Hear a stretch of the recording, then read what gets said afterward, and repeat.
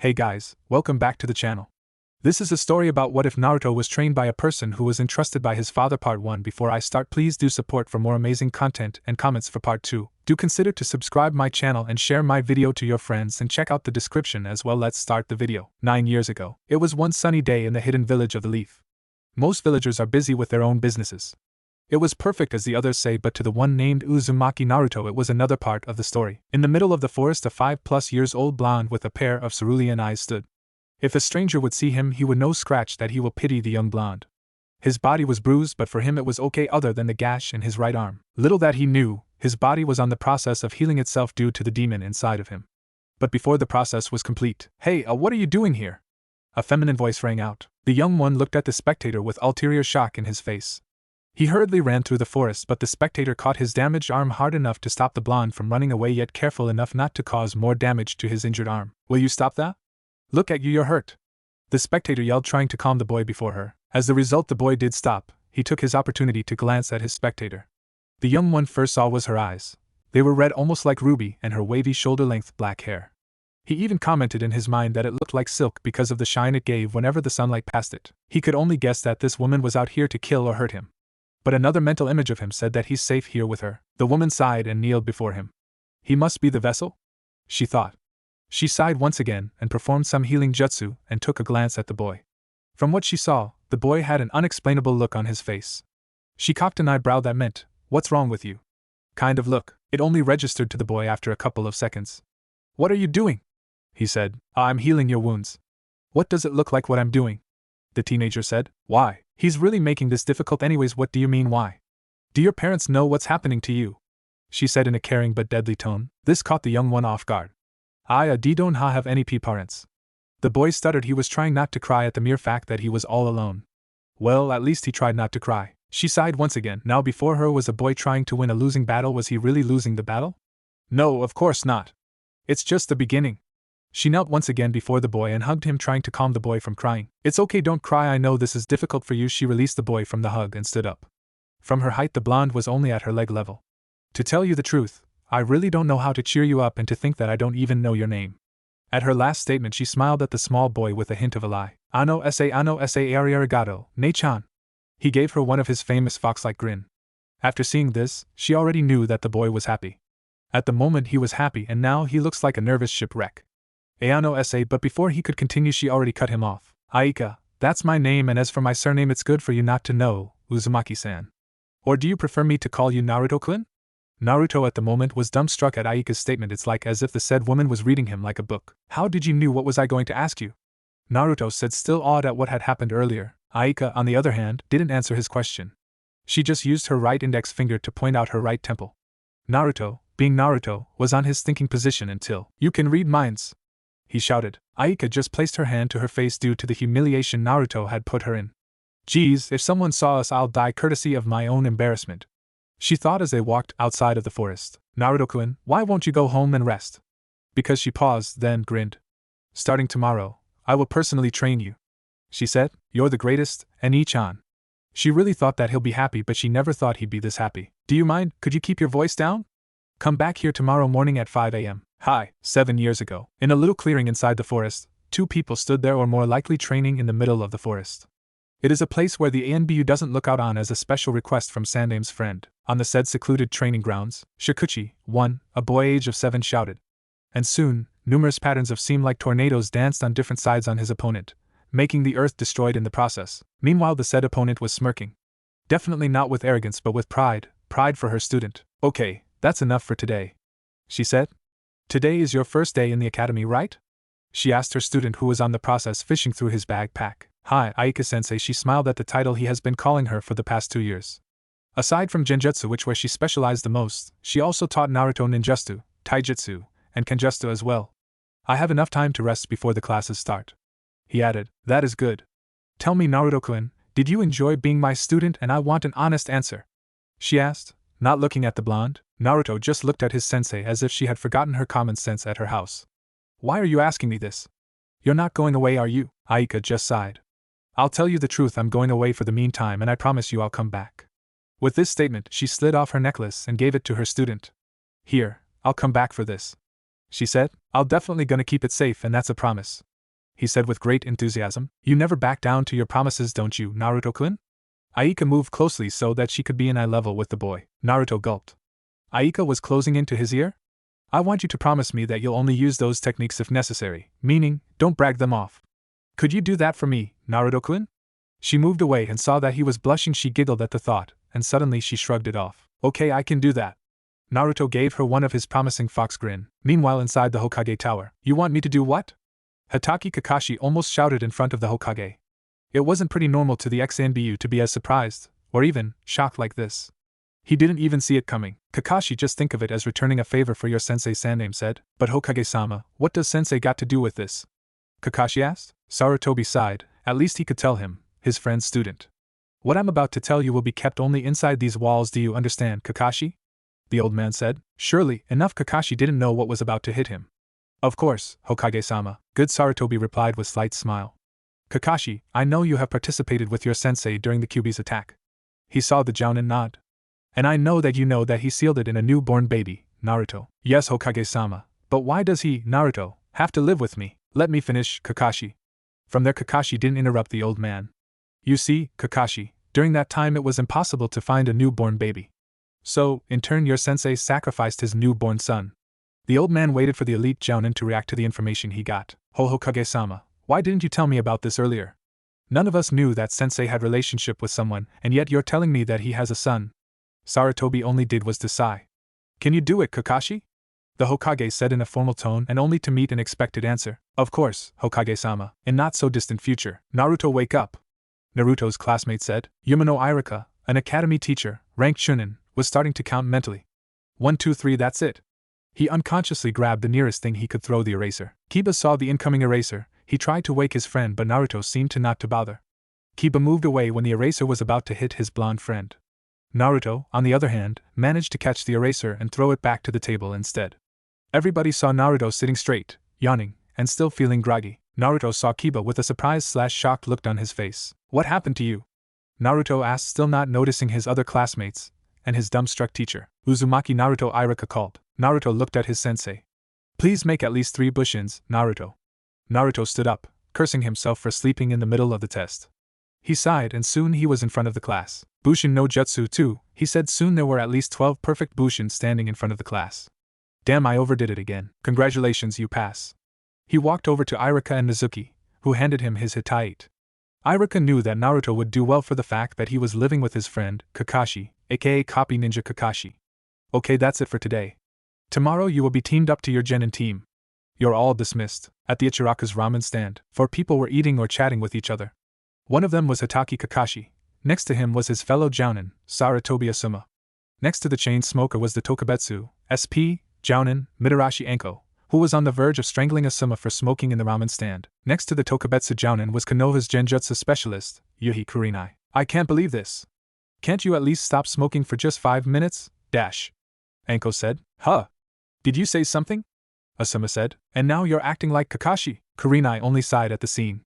After all, she was used to see her best friend act like this almost every time. While Kakashi, on the other hand, was looking away until he saw a familiar young blonde coming to his way. Konnichiwa, Nisen. This caught the attention of the other Jounins and Tokubetsu Jounin for Anko's case. Naruto-kun, what will be it for today? The head chef asked. Miso ramen please, Naruto replied as he sat next to Kakashi. 1 miso ramen coming up. The head chef said in an energetic tone. I heard that you passed the Genin exam. Congratulations, Otuto. Kakashi said. Arigato, Nisen, Naruto said with sheepish grin on his face while he scratched the back of his head. Are you excited to know who will be your teammates and Jounin instructor, Naruto-kun? Kurinai asked with a smile, emphasizing Naruto's nickname. She was the only one who had called him that, at least as far as he can remember. Unknown to him, he let out a small blush on both cheeks. He bent his head and scratched the back of his head once again, which the women counted as kawaii. Kakashi knew his Otuto's crush towards his fellow Jounin ever since he first saw her back when she was still a rookie Chunin. After seeing this, Anko decided to tease the young blonde at the moment. She stood up and sat next to Naruto. Everybody in the ramen stand saw her stand, including the head chef, Ichiraku Tuchi. Me, is this his real name? And his daughter, Ichiraku I am. What were they about to see was beyond imaginable, as though they thought. Naruto saw Anko stood and sat next to him. Was she whispering something to me? Nah, can't be, but why is she so close to me? I think she whispered something about congratulating me or something? Was she telling me to close my eyes?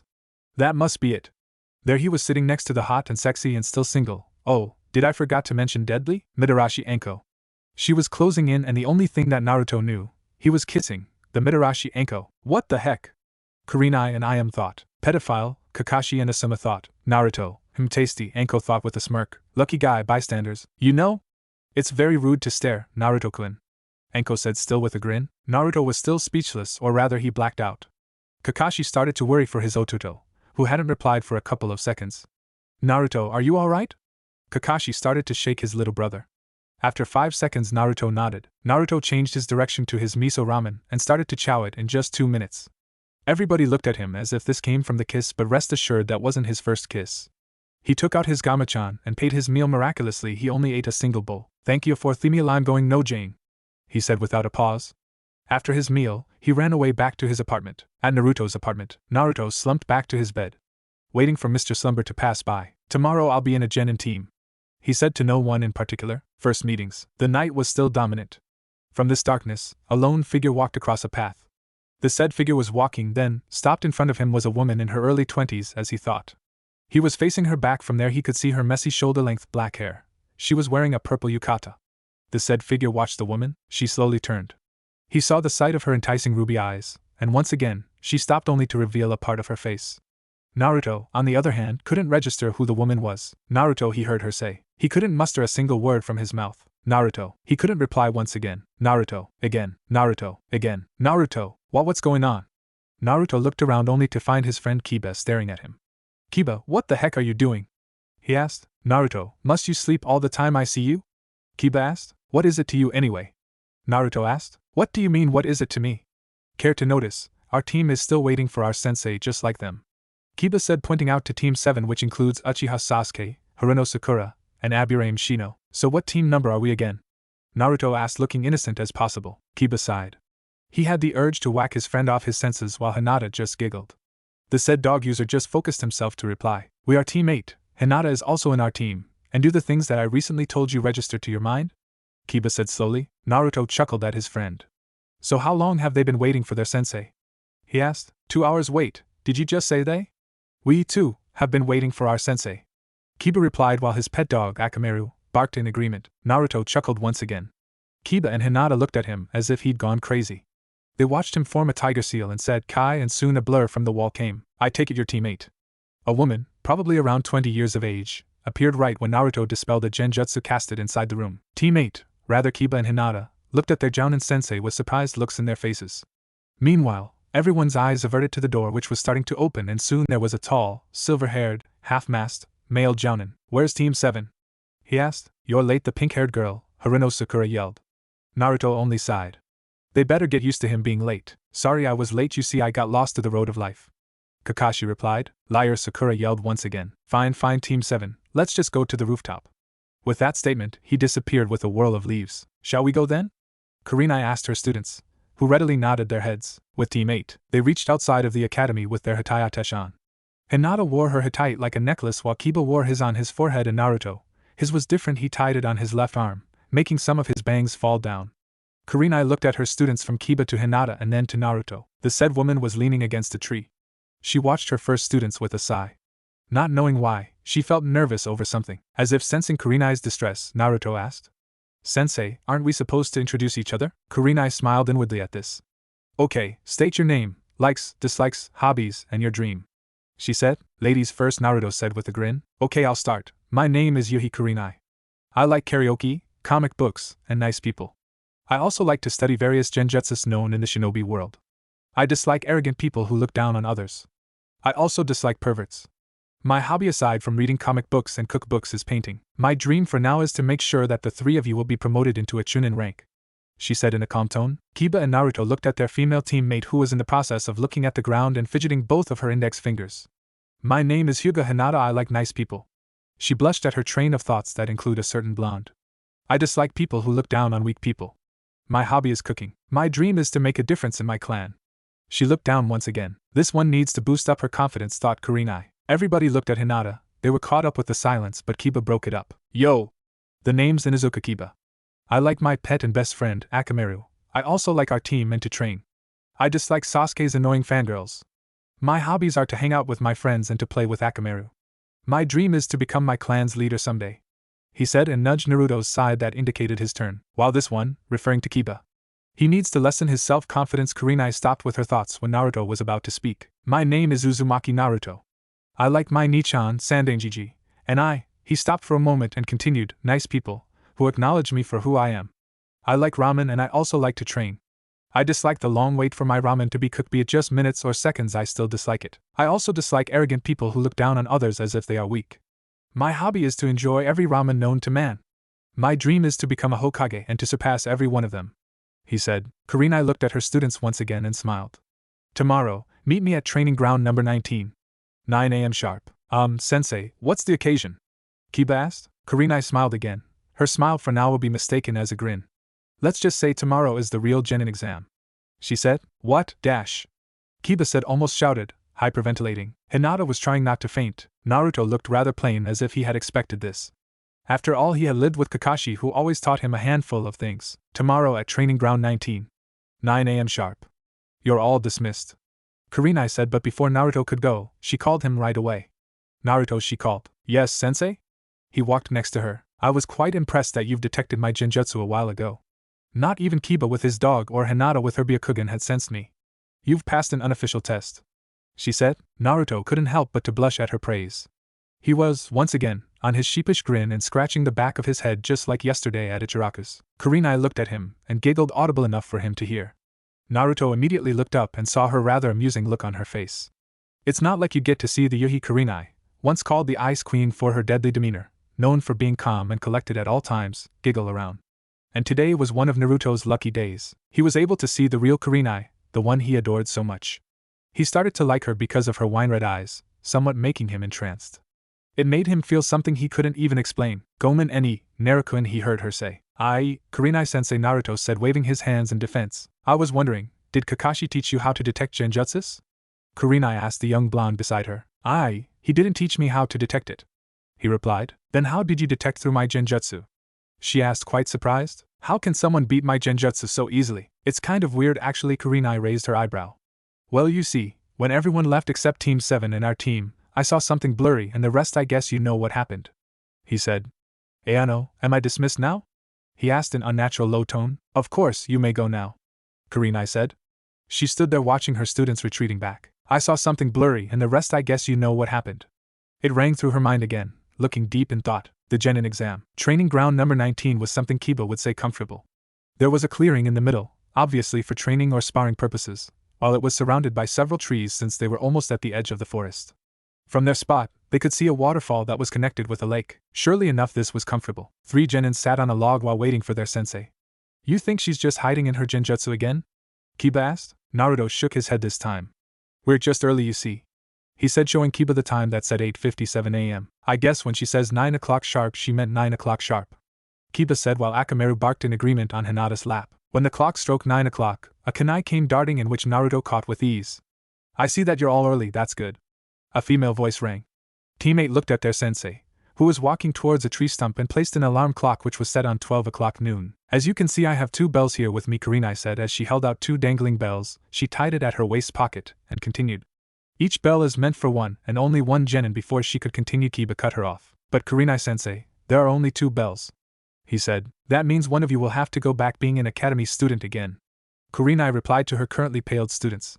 Get these bells to me with an intent to kill. Get this to me before your time run out. With her last word, Team 8 was nowhere to be seen. Near up to the trees, 3 genins were hiding from their sensei. Any plans? The boy with the fury jacket spoke. Okay, listen up, here's the plan, the blonde boy said. Once they were finished, the boy with the fury coat jumped down. Looking ever so confident, Kiba stood 10 meters away from Kurenai along with his dog, Akamaru, who was in his jacket. Do you happen to know what you are doing? Kurenai asked. Kiba, acting so cocky, placed his dog Akamaru on the ground. Me and Akamaru will take you on. He pointed towards Kurenai direction. Kurenai could only sigh at this. There goes my first test. Wait. Where are the other 2? Kurenai pondered. She saw Akamaru turned into an exact replica of Kiba while the real Kiba shouted. Gutsuga. Kurenai quickly sidestepped away. She cursed herself at how the Inuzukas were quite good whenever they fight with their dogs. Kurenai quickly jumped when the real Kiba charged at her way. But her luck was not on this day. In mid-air, Kurenai was still struggling with both Kiba's and Akamaru's attacks. She tried to turn, but she only came face to face with a white blur. Kurenai felt some of her tenketsus were being closed, causing her unable to move in mid-air. She could see herself falling and her opponents gone, at least that's what she thought until she heard someone shouted. Sura no Jutsu. Soon she was inside of a bubble-like prison breaking her fall. Kurenai looked at her jailer, Naruto, who was being accompanied by Kiba, who was placing Akamaru in his jacket, and Hinata, who was holding the bells. Naruto released his hold and Kurenai was free. She looked at them and sighed. "You three pass," she said, which earned a few cheers from the official teammate. "Naruto," she called out. "Yes, Kurenai-sensei? Were you the one who thought of the strategy a while ago?" she asked, which was followed by a nod. "I see you'll be the team captain, you earned it," she said. Naruto was speechless. It was like the ramen suddenly spoke and said, "Take me." It took him 3 seconds to come back to reality due to Kiba's constant poking. "Huh," Naruto said. Kiba sighed while Kurenai and Hinata giggled. "We're going to Ichiraku's to celebrate. You're not just going to stand there, are you?" Kiba said. "Of course not." Naruto was back within a nanosecond. The moment he heard Ichiraku's, which lead to ramen and more ramen, he hurriedly ran at Kurenai's side. "Ayano Kurenai-sensei." Naruto couldn't finish his sentence, but instead he took out Kurenai's kunai to give it back to her. "Oh, you can keep it," she said. "Arigato." Naruto smiled sheepishly and scratched the back of his head. Hinata was looking at Naruto, then to her sensei. There was something different between the two that she couldn't put her finger on it. She never saw Kurenai-sensei act like this whenever she ran into her. To her, Kurenai-sensei was cool, calm, well-collected, always serious, and sometimes noxious whenever it calls for it. Then her thoughts turned to Naruto. Well, to her, Naruto was her idol, being the loudmouth and carefree as he is. Truth be told, he was still her idol. His bright colors made her feel the things, to her, that was unattainable. Hinata, are you okay?" Naruto asked as he waved his hand in front of her face. Hinata was so deep in thought, she didn't even notice Naruto's face in front of her saying something to her. She immediately blushed after seeing him in front and close to her. "Hinata, are you okay?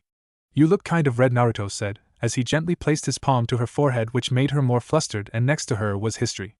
Hinata fainted, but thankfully Kiba was there to catch her fall. At Ichiraku's. Currently, Ichiraku's was jam-packed by Team 7, which consists of Harino Sakura, Uchiha Sasuke, and Aburame Shino. They, too, passed their test, much to Kakashi's dismay, since there were rumors that Kakashi always fails his Genin team. And there was Team 10, which consists of Yamanaka Ino, Nara Shikamaru, and Akimichi Chuji. Kakashi was about to turn the page of his orange book when suddenly he winced. Losing his concentration in reading, he turned to see his student, Sakura, fighting Asuma's student, Ino. It was something about who should sit next to their precious Sasuke-kun. Asuma was about to light his 4th stick, but when he saw a familiar kunoichi enter the restaurant, he immediately put it away. He didn't want to remember the things Anko did to him and his precious cancer sticks. He immediately winced in the memory. "You're not looking for my brother, are you, Anko-chan?" Kakashi asked with a chuckle. "What if I am? What are you gonna do about it, Kakashi Kaien?"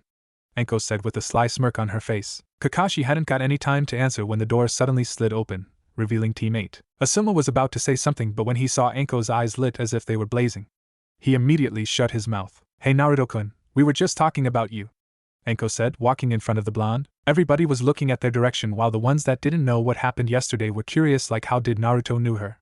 Something like that, while the others looked frantic until, "Hey Naruto-kun, what will be it for today?" "I am," said audible enough for everyone to hear. Kakashi and Asuma sighed in relief. They could swear that Anko's fist was growing white in pressure. "1 miso and beef ramen for me," Naruto said with his cheerful voice. "How about you, miss?" I looked at the woman next to Naruto. "1 beef ramen with extra chili," Anko said. "And you 3? I asked, looking at Kurenai and the rest of Team 8. "Miso ramen," Kurenai said. "And miso ramen please," Hinata said, almost like a whisper. "Beef ramen with extra filling and 2 beef rolls for Akamaru," Kiba said. "I'll just place your orders for the meantime." I take it that they passed, Asuma said, which earned him a nod. "So did my brother beat you to a pulp at Kurenai?" Kakashi teased the red-eyed brunette. Kurenai only glared at him. "Nichan," Naruto said, giving his Aniki a warning. But before they could continue, their meals came. "Here are your orders," said with a smile. "Yash! Itadakimasu!" Naruto shouted with glee. And soon he ate his meal slowly, taking his time to taste the different ingredients of his precious ramen, just like Aika had taught him. "Take your time, it's not like it will run away from you. Besides, a shinobi always takes his time," Aika said. Naruto smiled on the memory as he munched on the noodles. "Hey Chuji, when you eat your food do you smile like that?" Kiba asked, pointing at Naruto. "Guess not," Kiba said. He was still looking at Naruto, who was smiling after he finished his miso ramen.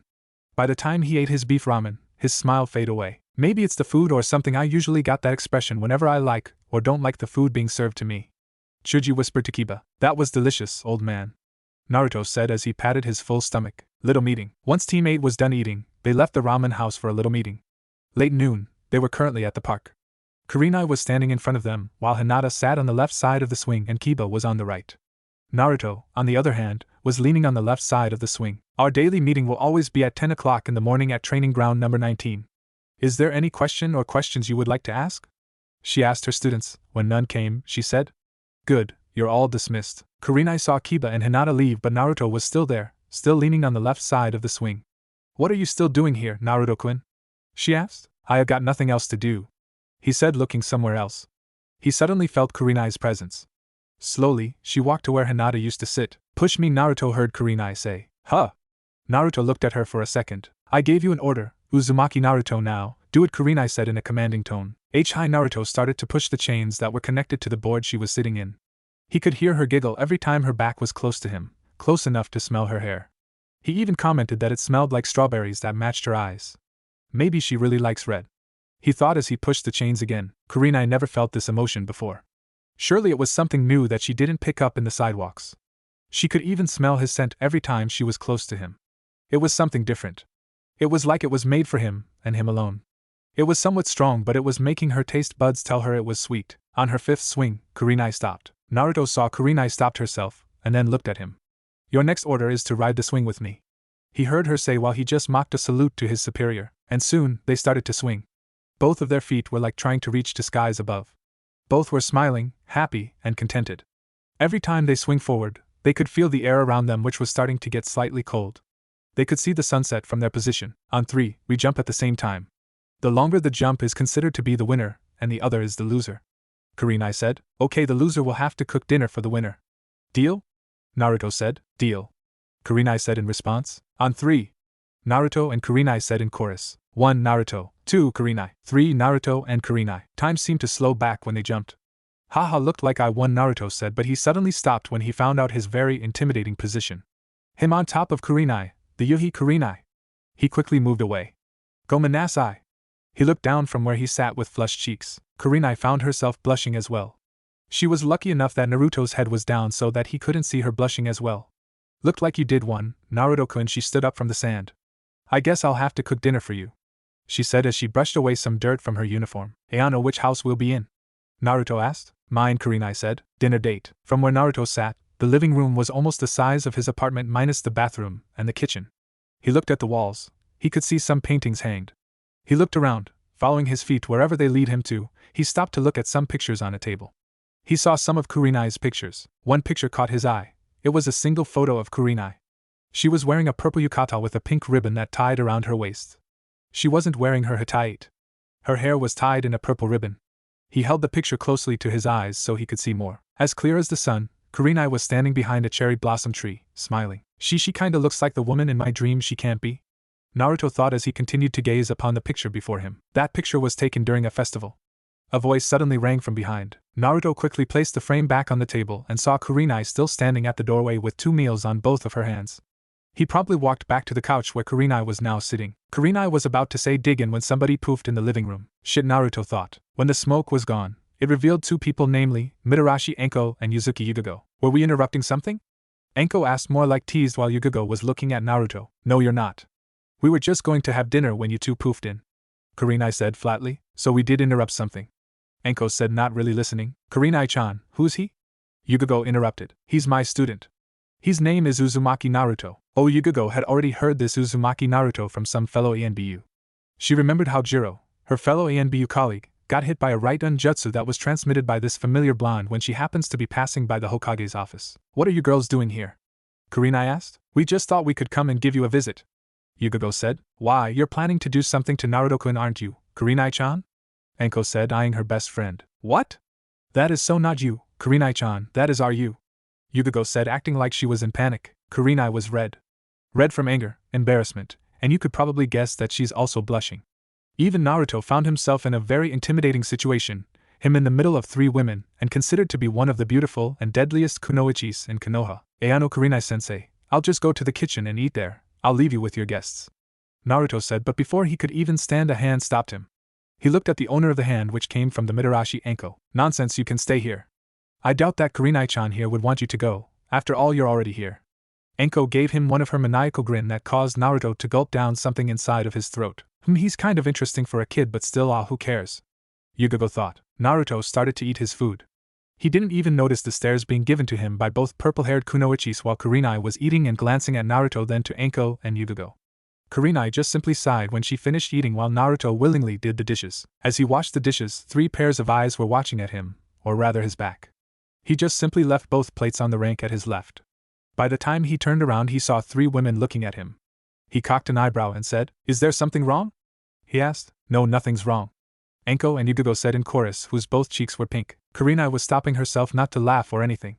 She never saw Anko, who's always playing on some guy, or Yugo, who's always hard to get a date on since she's an ANBU, became embarrassed by some guy at their age group, but by some 14-years-old kid this was really hard not to laugh on. "The meal was delicious, sensei," Naruto said, being polite and all. He bowed in front of her as courtesy, which of course taught by Aika. Kurenai saw him bow at her. Nobody has ever done that to her, not even Asuma or Kakashi. Her train of thoughts flashed fast to prove her theory, but when she found that there was really no living male has or have bowed at her, her theory was proven correct. She didn't even realize that she let out a small blush, but it quickly faded away. "It's getting late, Naruto-kun. You better head home now," Kurenai said. "Thank you for the meal, sensei." With his last statement, he went to the door and waved his goodbye. "I guess I'll go now. I have to go patrol around the village," Anko said. "Yeah, me too, I have duties as well," Yugo said, following Anko from behind. "See ya," Anko said as she waved her hand. "It was nice seeing you and your student, Kurenai-chan," Yugo said with a wink, and soon she poofed away. Kurenai was walking to her bedroom thinking about what had happened during her day. She had already changed into her pajamas. Still thinking about her day, she gently lay on her bed. With a heavy sigh, she sat up. "It was just a day, come on, go to sleep already," admitted Kurenai. "You enjoyed it," inner Kurenai said. With her rare appearance, Kurenai didn't even know she had one, inner self. "Admit what? I don't even know what you're talking about." "I'll come on, you love his scent." You even said that before inner Kurenai could continue. Kurenai already beat her up to it. "Stop it! Let me sleep." Kurenai was now struggling from her own self. "Admit it first." "Fine, I enjoyed what happened today and I love his scent. Happy now?" "I can't believe I'm talking to myself." "I bet you even enjoyed his touch when he was on top of you, ha ha ha." Hinata woke up early as always, gazing up to the white walls she was accustomed to. Her room had been white as far as she can remember. Not even a single bright color can be seen in her room except white, though. Noticing the clock on her desk, it clearly stated 8 a.m. She remembered the little meeting they had yesterday. From there, she decided to head towards the bathroom for a shower. After a couple of minutes, Hinata went to the kitchen for a little breakfast. There, she saw her father, who was about to turn a page from his newspaper. She also saw her little sister Hanabi and her cousin Neji.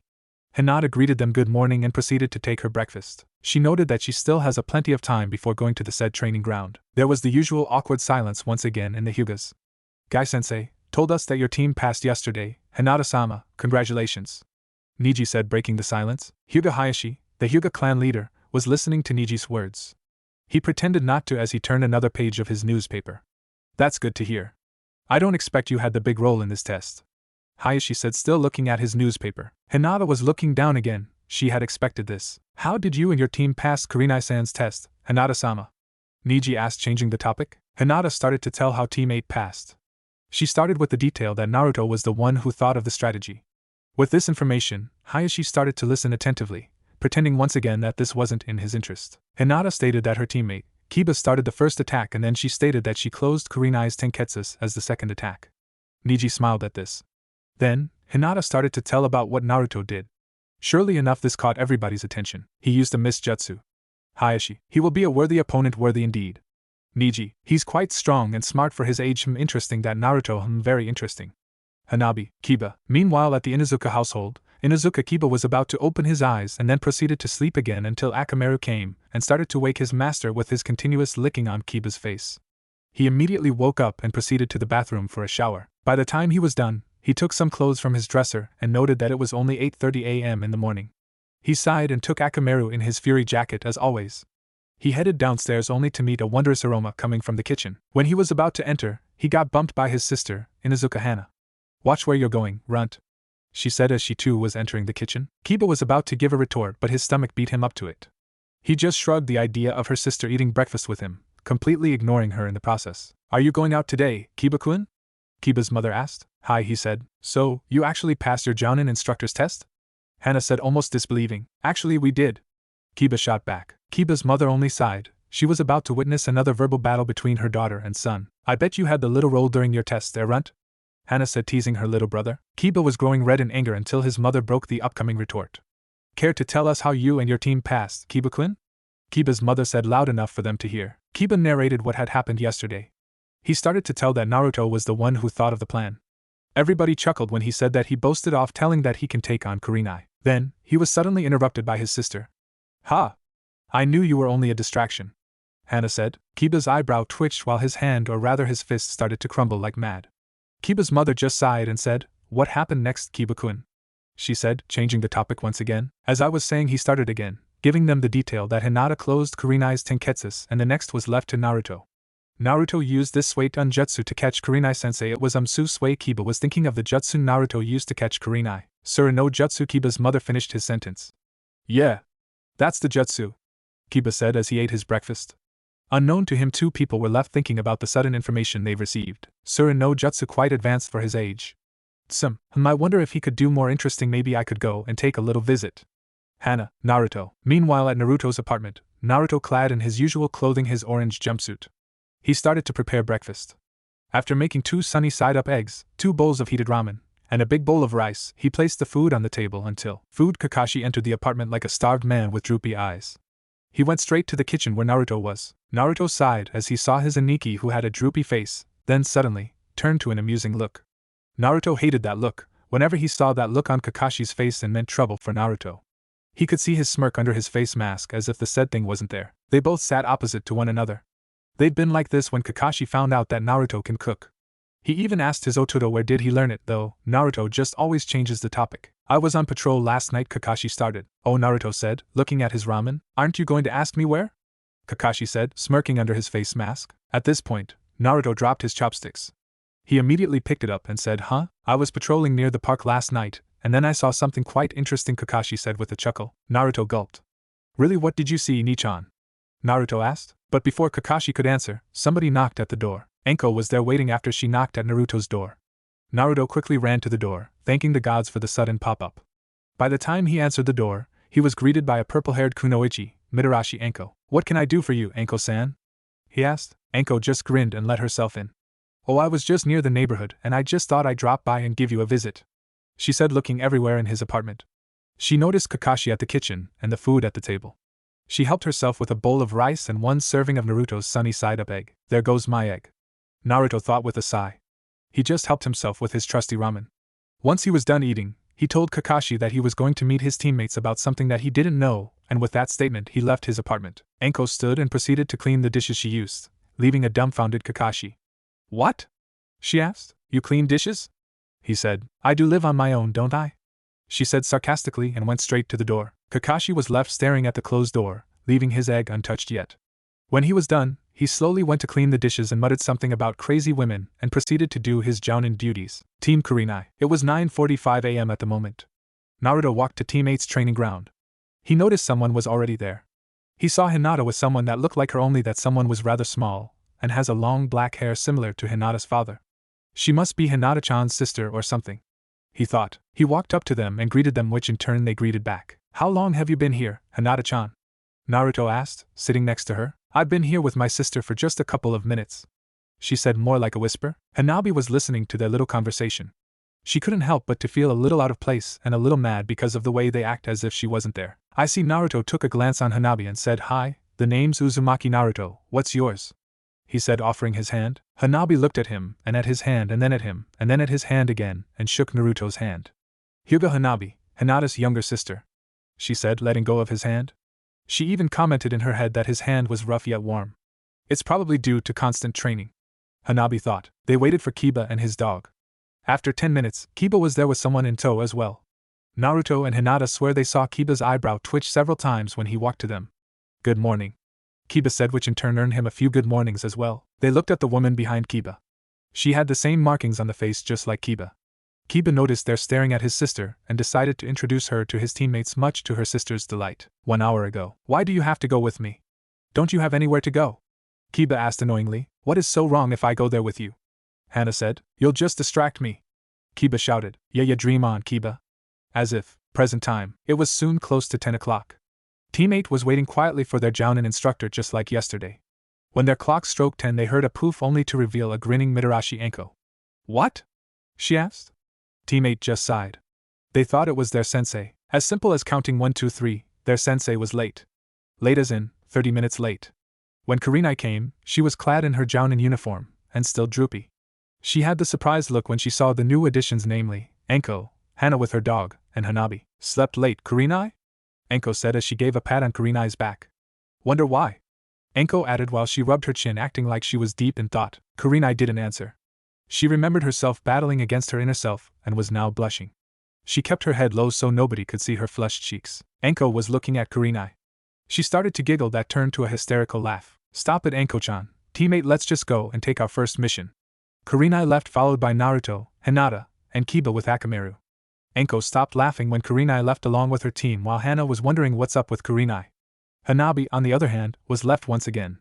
She just helped herself back to the Hyuga compound. Mission. Currently, the administration's office, aka the Hokage's office, was quiet, damned quiet in the workers' opinion. In the middle of the room was an old man. Preferably, all ninjas looked up to this old man, aka the Sandaime Hokage of Konoha. The Sandaime was with a Chunin named Yumino Irika. They were currently fixing some load of paperworks and mission reports.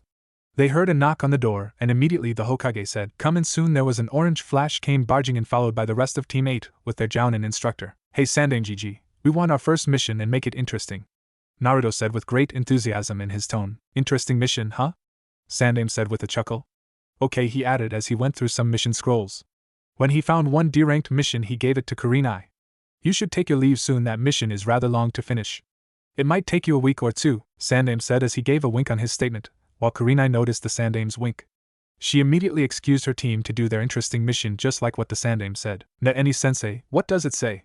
Do we get to save someone, stop an assassination attempt, or stop some rogue bandits?" "What is it, sensei?" Naruto asked. "Nope," she replied. "Just follow me," she added, which all three Genins just complied. Shortly, they were in front of a house. It wasn't big either, it wasn't small either. It has a fence in the front that serves as the front gate.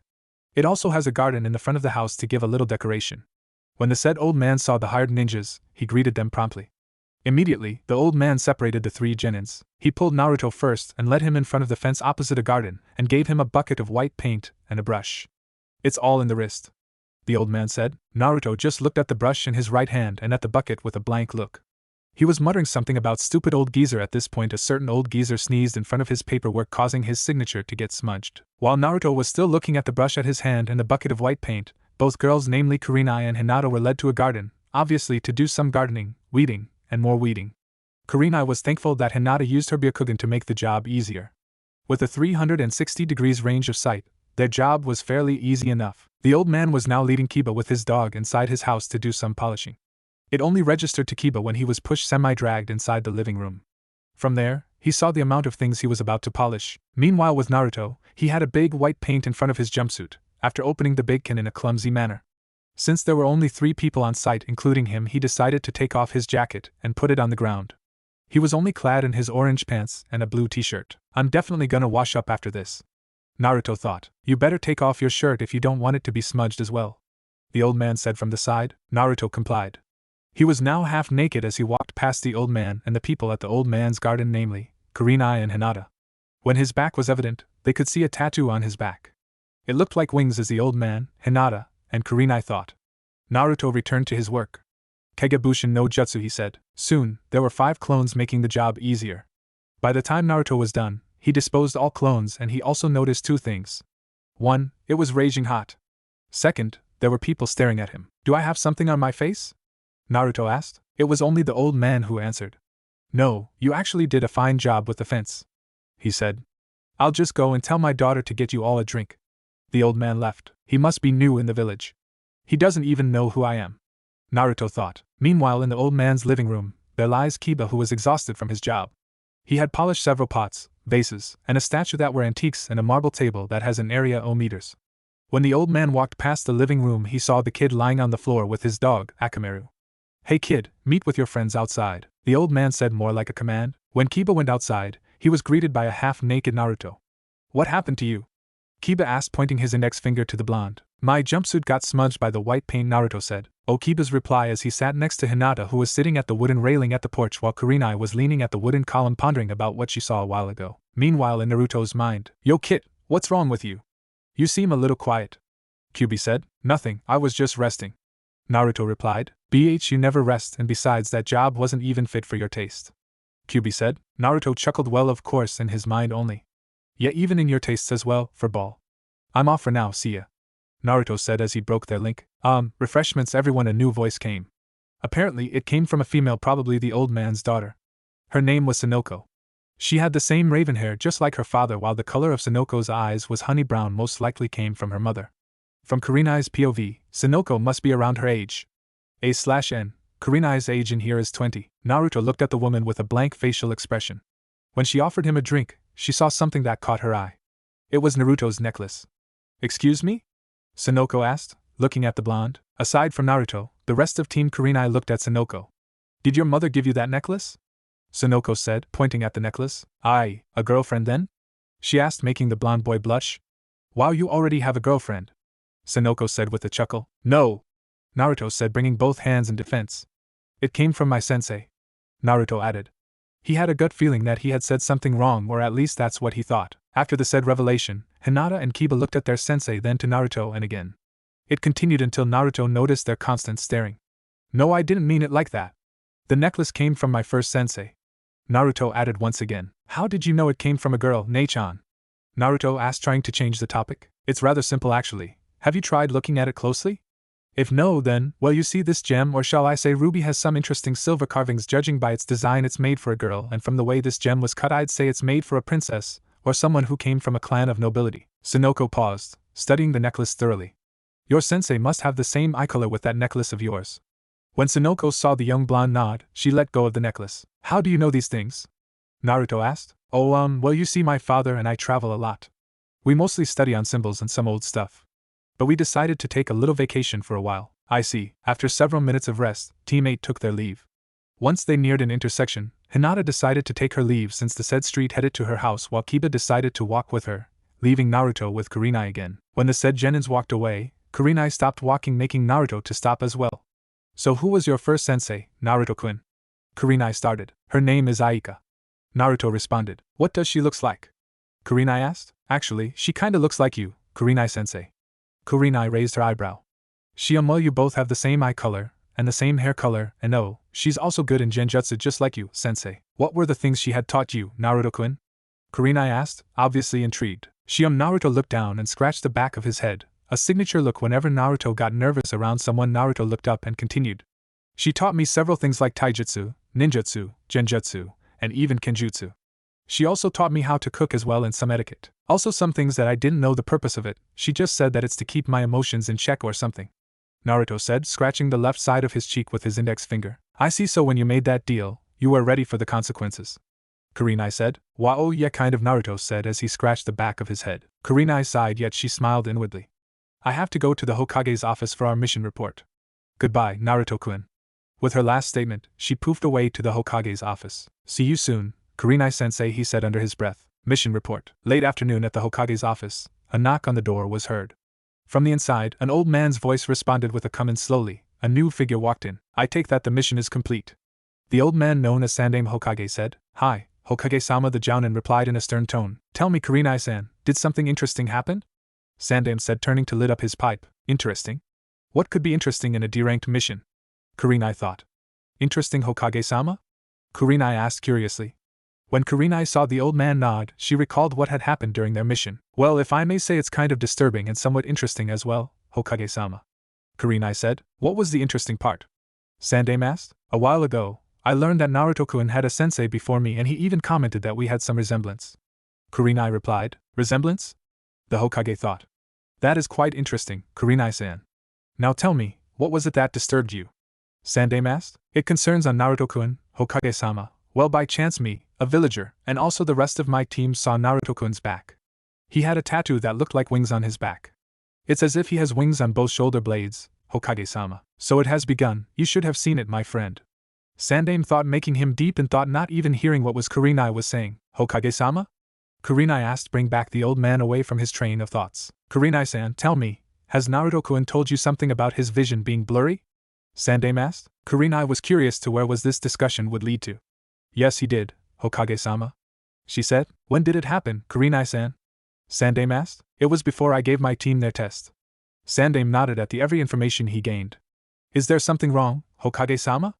Kurenai asked, eyeing the Hokage as if she's trying to read the old man's mind. Nothing is wrong, that I assure you. Tomorrow you may get your and your team's pay.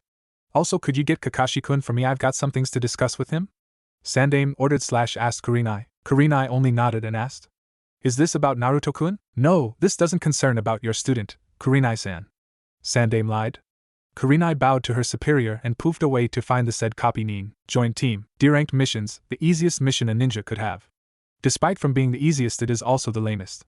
But for Uzumaki Naruto's opinion, it is another step forward in becoming Hokage. Or at least in his mind he had been contemplating whether these missions are good, to the fact that all you have to do is do simple chores like buy the groceries, weed the garden, paint fences, fix the roof, deliver some things, or even find someone's cat.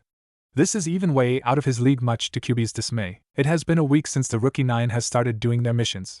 Having no luck to their missions, well, what luck can you get in a D-ranked mission? Outskirts of Konoha. Is the target visible?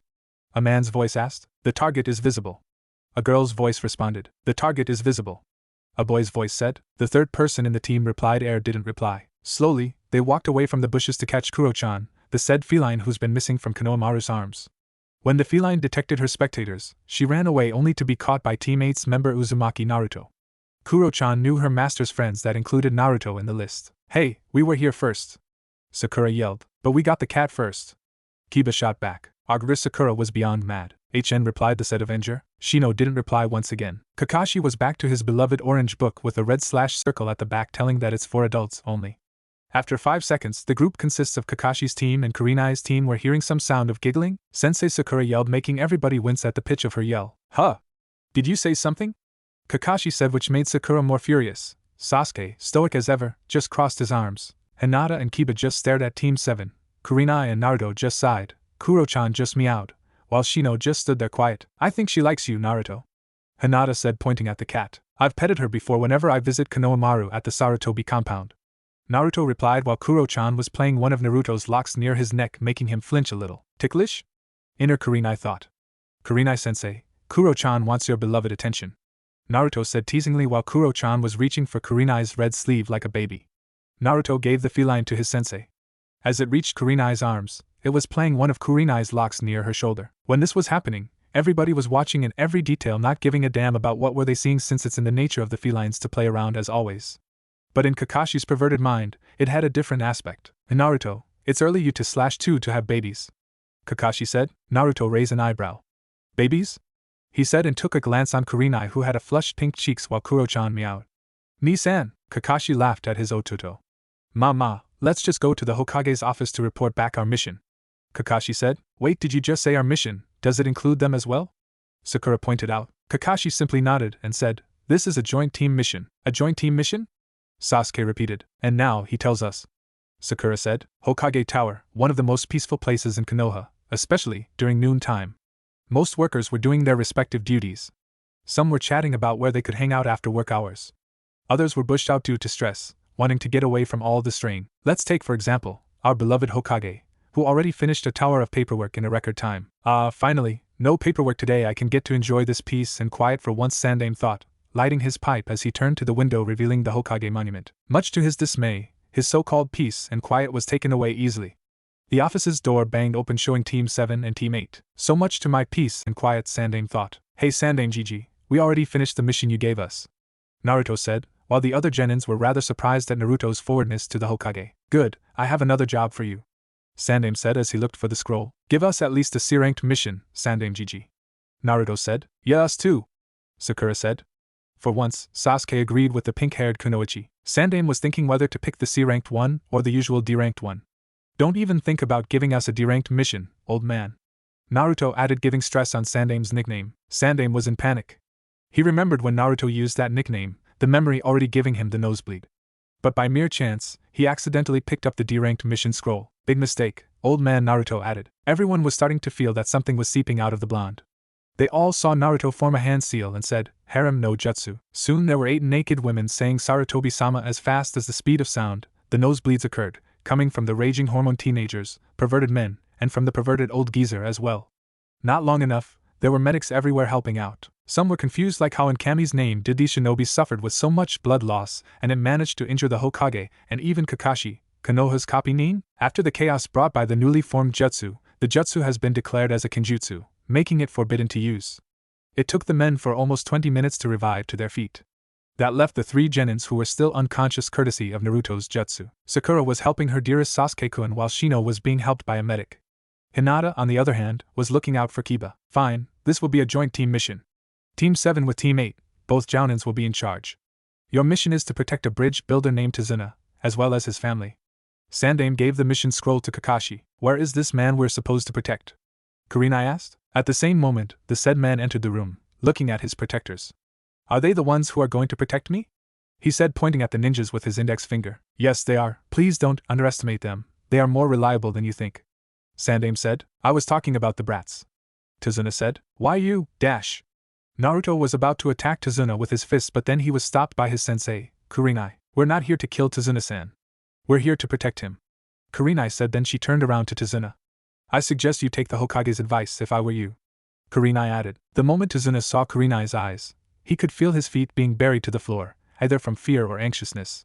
Tazuna got even more nervous when he got suddenly crept up by a half-masked man and told him something about you haven't seen the scariest part. Sandaime coughed a little bit to make known his presence once again. During your trip to Wave Country you will meet someone named Momochi Zabuza. Sandaime said. Isn't he the renowned demon of the mist? Kurenai asked. On Sandaime's face, there formed a smile. Yes, to everyone's knowledge he is the famous demon of the mist, but he is also one of my so-called contacts at the outside world. It is one of his ways to survive, be one with the hunter, as what he had said to me all those years. Sandaime smiled.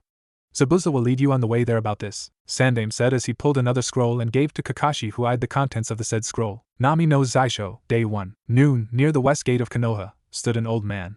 Probably in his late 40s. The said old man was with a group of young ninjas who were also waiting as well, just like him, the old man. He noticed something about the group. 1. There was a pink-haired girl who was fawning over this raven-haired boy who was crossing his arms, ignoring the pink-haired girl. 2. There was this weird-looking boy playing with his dog. 3. There were 2 silent kids.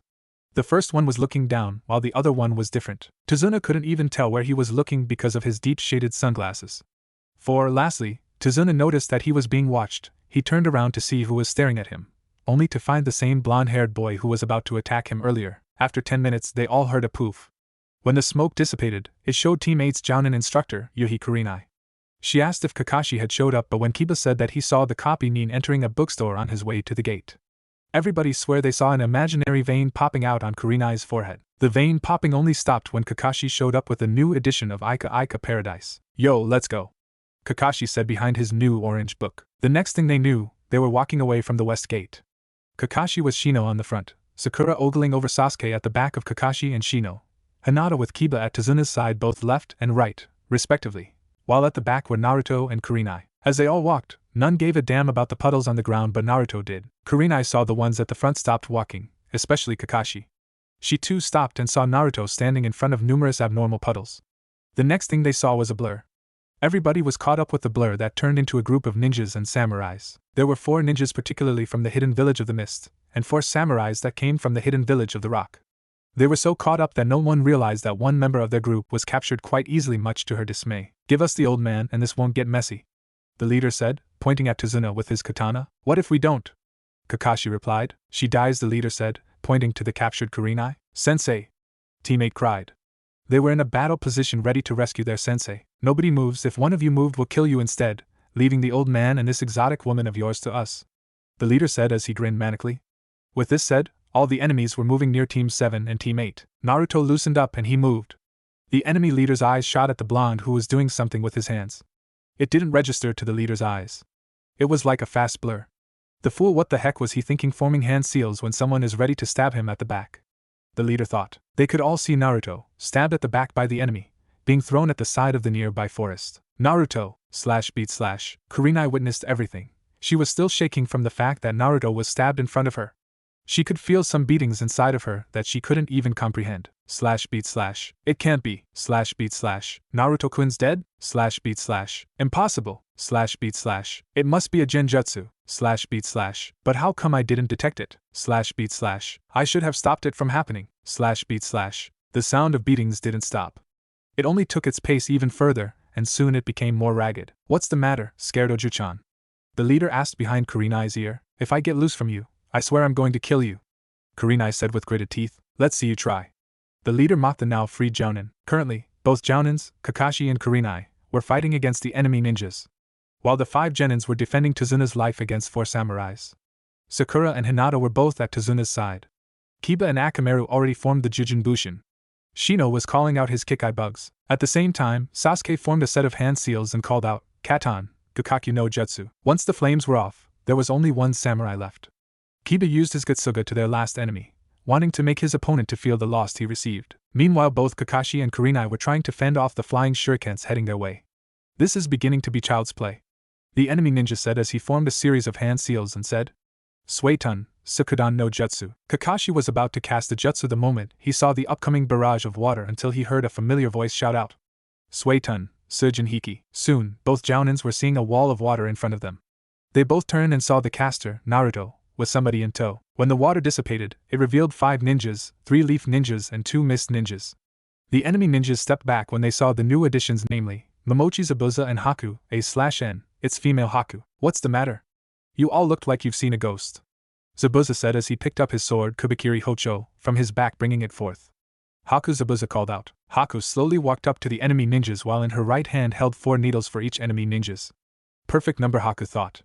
With one shot, Haku managed to slay a single ninja with her keen shot at its neck. 1 down, 3 to go, Haku said behind her mask. 3 needles were left in her hands, but this time she fired them all together, making the enemy ninjas lifeless before her. Zabuza noticed the blonde kid next to him as if the blonde was flinching or something. What's the matter, kid? Zabuza asked. And nothing, Naruto managed to stutter before he fell unconscious. Oi kid, you okay? Zabuza said. Everybody's attention flew to them. Both Kurenai and Kakashi ran up to them to see if Naruto was okay, while the Genins walked to them, but Kakashi told them not look. Meanwhile, Kurenai, Haku, and Zabuza were beside Naruto. They saw the stab near Naruto's left shoulder.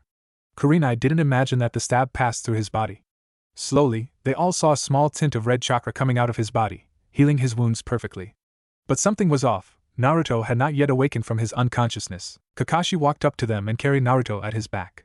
He looked at Tazuna with both of his eyes, revealing his spinning Sharingan to the man before him. Explain yourself. You only ordered protection from rogue bandits, animals, but you never spoken of enemy ninjas. This mission is clearly a high-level C-ranked mission.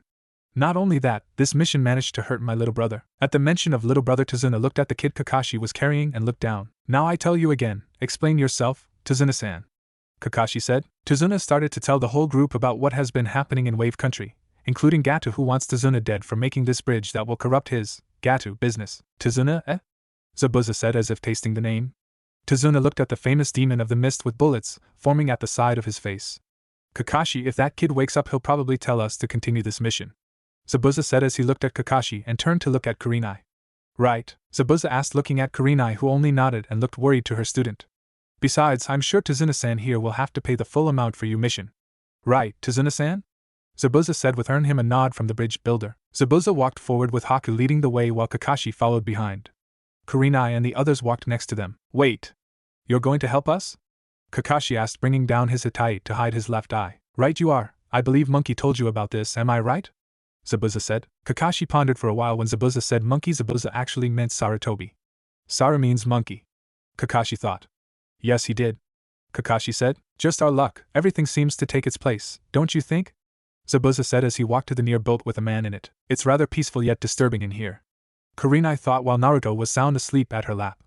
Both of them were at the back while the ones at the front were Kakashi and Zabuza, followed by Haku, Tazuna and Shino. Next to them were Sasuke and Sakura, followed by Hinata and Kiba, and the ones at the back as well, including the driver of the boat. Some were thinking about what had happened earlier. Let's take for example, that was the Sharingan. Kakashi-sensei had the Sharingan. Sasuke, this boy is a demon vessel, just like Haku. Zabuza, he's just like me. Haku, what was that feeling a while ago? It felt like my heart was beating hard and fast. Kurenai, it took them 20 minutes to arrive at the shoreline of the Wave Country. The first thing they saw was the fair treatment the villagers had. Some were poor. Some were lucky to have homes, as they call it. Soon, they were in front of Tazuna's house. It wasn't small or big. It was perfect for the old man and his family. Welcome to my humble home, Tazuna said. Once they entered, Tazuna was greeted by her daughter, Tsunami. Father, what took you so long? She asked, bringing her hand to her hip as she waited for her father to reply. Oh well, you see, I have to ask for some help, Tazuna said as he pointed at the ninjas behind him. After a couple of minutes, the Genins were at the living room, resting or talking. How do you think Naruto's doing? Hinata asked her teammate. He'll be fine. Plus, Kurenai-sensei is with him, remember? Kiba said as he made sure that Hinata won't get worried too much. I guess you're right, arigato, Kiba-kun. Hinata said, letting the kun slip from her mouth. She noticed Kiba looked away as he waved his hand, saying it's nothing, with flushed pink cheeks. Meanwhile, at the front porch of Tazuna's house, Kakashi and Zabuza with Haku were there talking. Mostly about shinobi stuff and their mission, but their topic suddenly changed by Zabuza. Your brother, what's his name? Zabuza said. Naruto Uzumaki Naruto. Kakashi said. He's quite interesting if you asked me. Zabuza said. Kakashi cocked an eyebrow and left the porch. Kakashi was soon followed by Zabuza with Haku in tow. At the same moment in the guest room, Kurenai was watching Naruto sleep on his futon. Naruto hadn't showed any interest in waking up for quite some time now, in his watcher's opinion. A minute had passed. Kurenai noticed Naruto's breathing was becoming ragged and his chest was rising rather high. Naruto, Kurenai said in panic. She suddenly noticed Naruto's eyes were opening slowly. Naruto slowly sat up and saw his sensei with an expression he hadn't seen before. It was a mix of sadness, hurt, happiness, and shock. The next thing he knew, he was caught off guard as Kurenai pulled him into a hug. What were you thinking? You had me worried so much. Naruto heard Kurenai say. I am sorry. Naruto said as he returned the hug back. Is she crying? She is. Oh God, what did I do?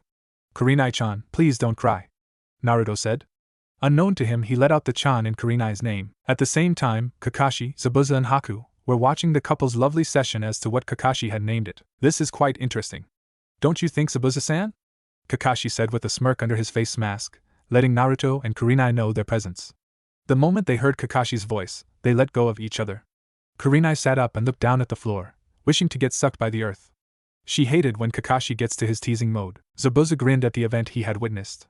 He looked at Kakashi and said, Yeah, very interesting indeed, Zabuza said, putting a stress mark on every word. How are you feeling, Naruto-kun? Haku asked behind her mask. I feel fine.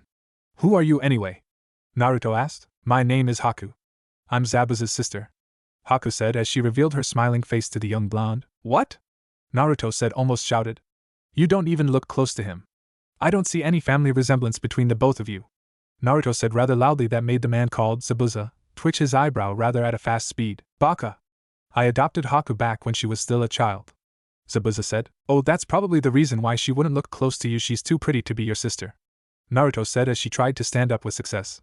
By the time he was on his feet, Naruto noticed Zabuza's twitching eyebrow, but he didn't notice Haku's flushed cheeks. After a couple of hours, Naruto found himself in front of the dining table with everybody else. Naruto sighed, not really knowing why. What are you sighing about, Kit? Kyubi asked to his jailer. It's nothing, furball. I just missed the ramen back at Konoha. Naruto replied. The ramen or the ramen girl, what was her name? Kyubi said with a grin on his face. I am? It's not her, it's the ramen, okay. That I assure you. Naruto replied. Who looks who's acting guilty? Kyubi said with a chuckle. You furball, I am not acting guilty. Naruto said in defense. Who, maybe it's those purple-haired kunoichis. I can't blame you, they're quite beautiful if you asked me. Kyubi stopped and took a look at his jailer, who had a blank look on his face. It's not them. It's the ramen, okay. Ramen as in ramen ramen. Naruto said. Right, blame it all to the cup of noodles. Kyubi stopped while his jailer sighed in his mind and in the real world as well. Okay, so what about you and your Kurenai-chan? Kyubi added, making the real Naruto to become red if not redder. Ha! It is her. I knew it, I knew it. Kyubi singed inside Naruto's mind. Singing something with the only lyrics is I knew it, I knew it. Unknown to Naruto, some people in the dining area were starting to get worried to the young blonde. Naruto hadn't touched his food for quite a while now. Naruto? Kurenai patted his shoulder. She could see him flush red. In her mind she was wondering what was happening to him. After 5 seconds Naruto looked up and saw his sensei looking at him. Yes, sensei? Naruto asked with innocent eyes. Kurenai sighed. Ototo, are you feeling well? You haven't touched your food. Kakashi said in behind. I'm fine. I was just thinking about something, Nichan.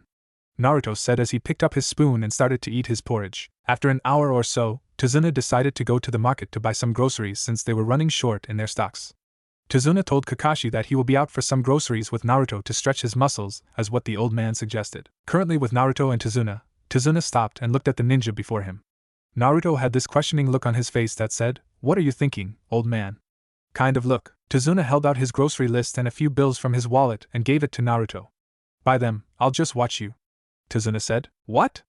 Naruto said, but reluctantly he just took both items from Tazuna. Naruto looked at the list that contained 3 PCS of radish, 5 PCS of eggs, 2 kilos of meat pork and fish, 1 kilo of tofu, 1 kilo of shrimp, 2 packs of nori. Tazuna-san, I don't think these 1500.00 ryo is enough for all of these, Naruto said as he was pushed and semi-dragged to their first stop, the vegetable shop. Naruto looked at the person guarding the store. He noticed that it was a girl, probably Haku's age, was looking at him as well. The girl wasn't glaring at him just like the villagers do when he was going buy stuff for his apartment. This was different. It has something in it that Naruto couldn't put his finger in it. Naruto was about to ask the price for the radish when someone interfered. 2 samurais that had similar clothing with the ones who had attacked yesterday came. The sound of sword clashing with the air brought Naruto's polite face down to something else. Naruto told Tazuna to stay beside the girl behind her shop. Naruto loosened his stance. Everybody saw both Naruto's feet bouncing and his face was neutral, not giving any emotions to his opponent. What are you trying to do, mock us to death? The bald samurai said. The said bald samurai was readying himself as well. He ordered his comrade to do it as well, but he was too dumbfounded when his comrade's katana was gone. This is quite a beautiful sword, if you ask me. The bald samurai looked at the owner of the voice, which belonged to the blonde boy who took a kenjutsu stance as well. Can we do this fast? I have to buy these groceries, any? Naruto said in his natural tone. Silence filled the marketplace. Everybody was looking at them and to the blonde boy who had managed to snag the opponent's katana. They all had the same thoughts running in their minds like the bald samurai. How the heck did he do that? Take him out, the other enemy samurai said. It rang to the bald samurai's mind like a big boom. He attacked Naruto fast, but he noticed that he just slashed the air as if the said blonde boy wasn't there. On top of you! The bald samurai's comrade shouted, but before the bald samurai could look, he already felt the earth on his face and a slight lump on the back of his head. What the? He managed to say before passing out. As for the other enemy samurai, Naruto threw back his sword, making the samurai fall backwards. He immediately got up and carried his comrade away from the blonde dangerous boy as he had commented in his mind. Once Naruto saw that the enemies were gone, he turned back to his polite facade to Tazuna and to the storekeeper, who had, by the way, hearts on her eyes just like the other storekeepers. After a couple of minutes, both Tazuna and Naruto went back to Tazuna's house with 2 fully loaded grocery bags in each arm. By the time they entered the house, they were greeted with questioning looks on their faces. Where's the feast, Tazuna-san? Kakashi asked. You didn't spend all the money, didn't you, father? Tsunami said as she looked at the grocery bags. Oh, it's how shall I say this? I got a lot of discounts today, Tazuna said. Discount? Since when do those ladies ever give you a discount? Tsunami asked, eyeing her father. At this point, everybody was in the kitchen, hearing their conversation. Oh, Naruto did it, actually, Tazuna said, making Naruto scratch the back of his head. Your brother is quite lucky with the females, if I may add, Tazuna said to Kakashi rather loudly. That made everyone in the room look at the blonde, who fighting not to blush at the moment. How did you do it? Kiba asked. Do what? Naruto said, still not getting what was the main topic. You've managed to get really rare high discounts. How did you do it? Tsunami asked. I guess I just walked up to the storekeeper and asked how much does it cost. Naruto said. Right, Kiba said. Did they ask you something? Tsunami asked. Actually, they did. They asked me if I was a relative of yours, but then Tazuna-san said I was a visiting relative of yours. Do you believe that? But then some were asking for my name, age, where I live, but they got disappointed with the age though. But then again, they asked me if I was interested in older women. Naruto said. So what was your answer? Haku asked. Naruto said as he was in a thinking position. My answer was, I don't know. Since I really don't know what they were talking about, hey, what's wrong with you guys? You all had the same expression with the ones at the market. Naruto said. Kakashi laughed and caught Naruto by the neck, brushing his hair in the process. Come on, you and your teammates will train with us today, Kakashi said. Outside Tazuna's house, there stood Team 7 and 8 along with Zabuza and Haku. All of the Genins sat at the ground while the others were different. Kakashi was explaining to the Genins something about tree climbing and chakra control until someone was yawning. Kakashi looked who was disturbing his class, only to find Naruto yawning and covering his mouth as he yawned. Naruto! Kakashi yelled and took out a kunai and threw it to the said blonde, who managed to catch it attentively. Go and climb that tree without using your hands, now! Sasuke smirked at this. You're not so great now, are you, Dobe? Sasuke thought. Naruto got to his feet and went to the said tree. He crouched a little, bringing both of his feet apart. He formed a tiger seal and started to store enough chakra to his feet. Once he had enough chakra, he started to run up to the tree and then he began to walk up to reach to the top. He could see everybody from the top. He backflipped and caught a branch and another branch until he reached the lower part of the tree, the ground. Most of the Genins were telling him, how did you do that, and that was amazing, something like that. Naruto threw back the kunai to Kakashi, who caught it easily. Meanwhile, Sakura could swear her crush was glaring at Naruto. He's been acting weird since yesterday, Sakura thought. Her reverie was cut off when Kakashi patted her at the back. Behind him was Hinata and Haku. You're going with them, practice your tree climbing at that side, Kakashi said as he pointed at the other side of the clearing, namely, the right side of the training ground. On the left side were the boys while at the right were the girls. At the girls' side, Haku was the first one to finish the exercise, followed by Hinata and Sakura at the same time. At the boys' side, Naruto was the first since he had done it in front of their eyes. Kiba and Shino was next to finish. Naruto had offered Sasuke help, but the Uchiha sole survivor refused it quite arrogantly. Instead, Sasuke challenged Naruto to a fight. "Fight me," Sasuke said. Naruto looked at Sasuke as if he'd gone crazy. "Huh," he said. "I said fight me, Uzumaki Naruto," Sasuke said as he pulled out his Fumashuriken. Kakashi and Kurenai were about to stop the upcoming fight between their students, but Zabuza stopped them and said, "Don't. I want to see what Naruto-kun will do about this mess," Zabuza said. Reluctantly, both Jounin stood their ground and watched at their students. "No, I won't fight you. You're not my enemy, Sasuke," Naruto said in a calm tone. Sasuke could see Naruto's calm features, but to him it has a different story in it.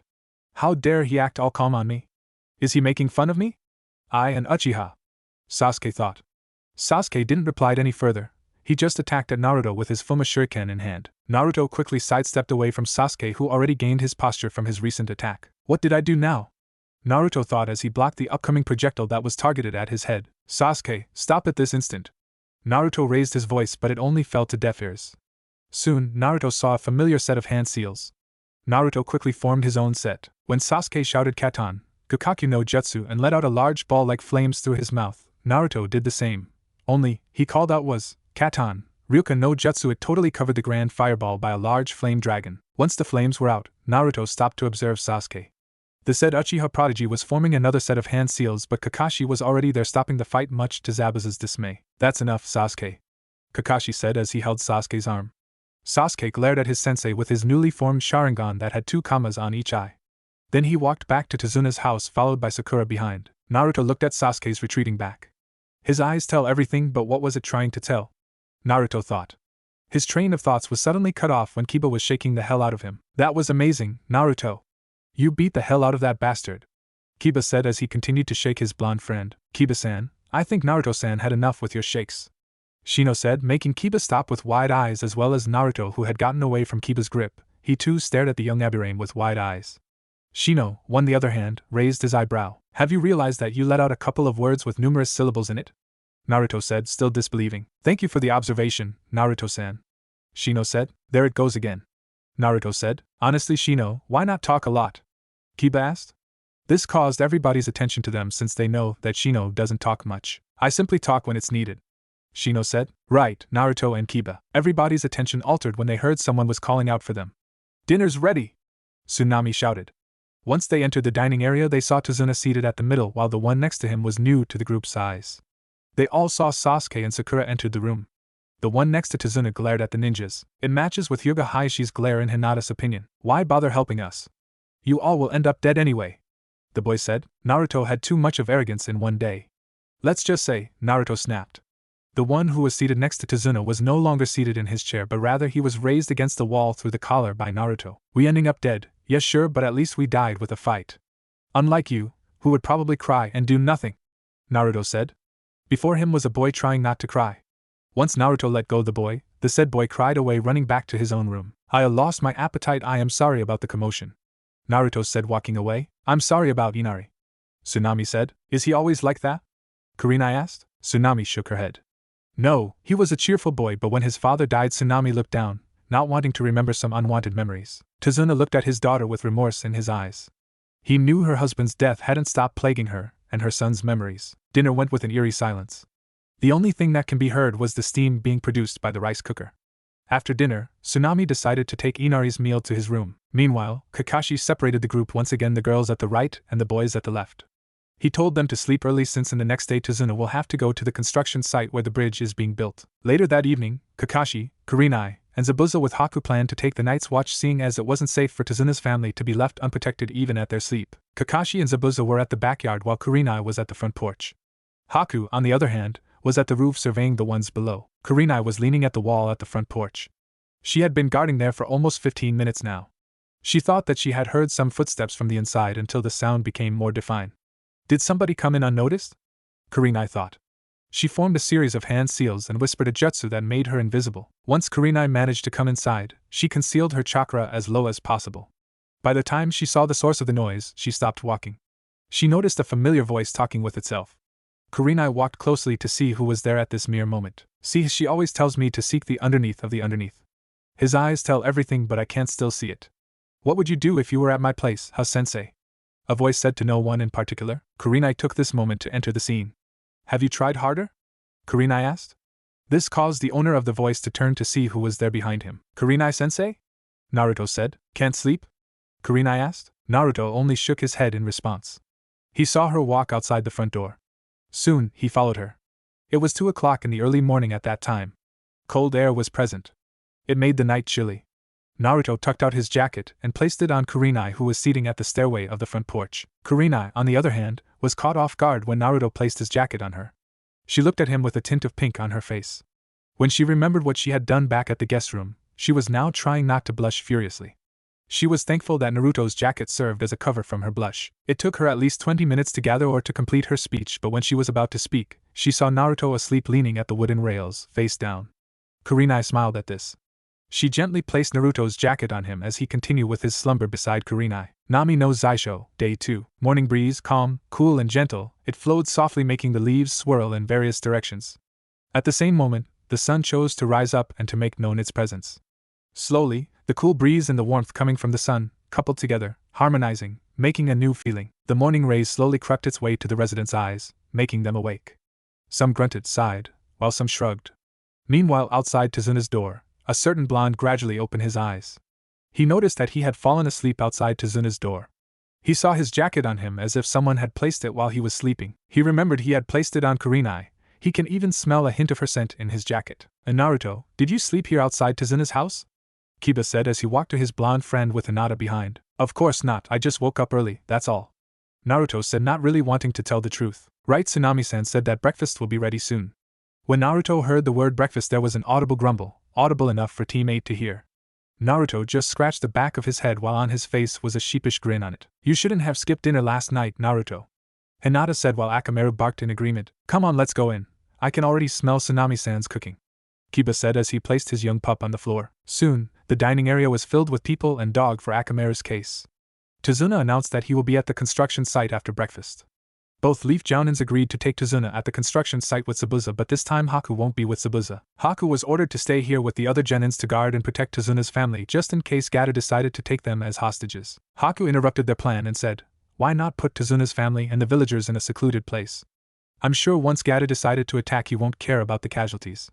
The workers and the villagers will be at stake as well, Haku said. Once Haku was finished with her speech, a loud gong was heard. Tezuna knew what was that gong for. The ninjas looked at the bridge builder and asked what that was about. Tezuna looked at them with beads of sweat forming on his forehead. He had the same look back when he saw Kurenai's eyes. It's Gato, he's at the construction site, Tezuna said. Meanwhile, at the said bridge site, Gato's men, ranging from bandits, swordsmen, and Nukanins, were at the site. It caused the workers to flee out of fear.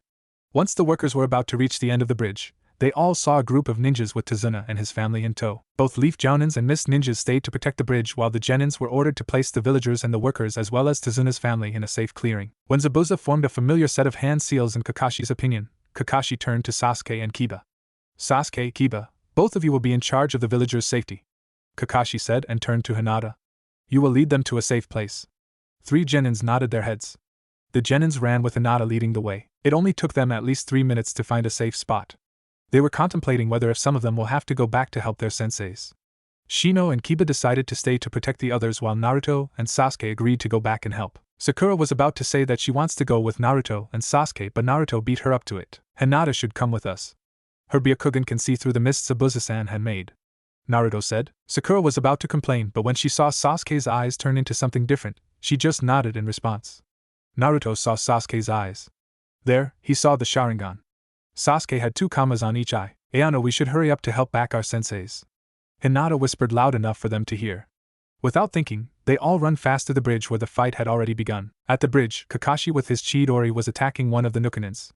Zabuza with his Kubikiri Hocho was currently blocking the attacks of 3 swordsmen.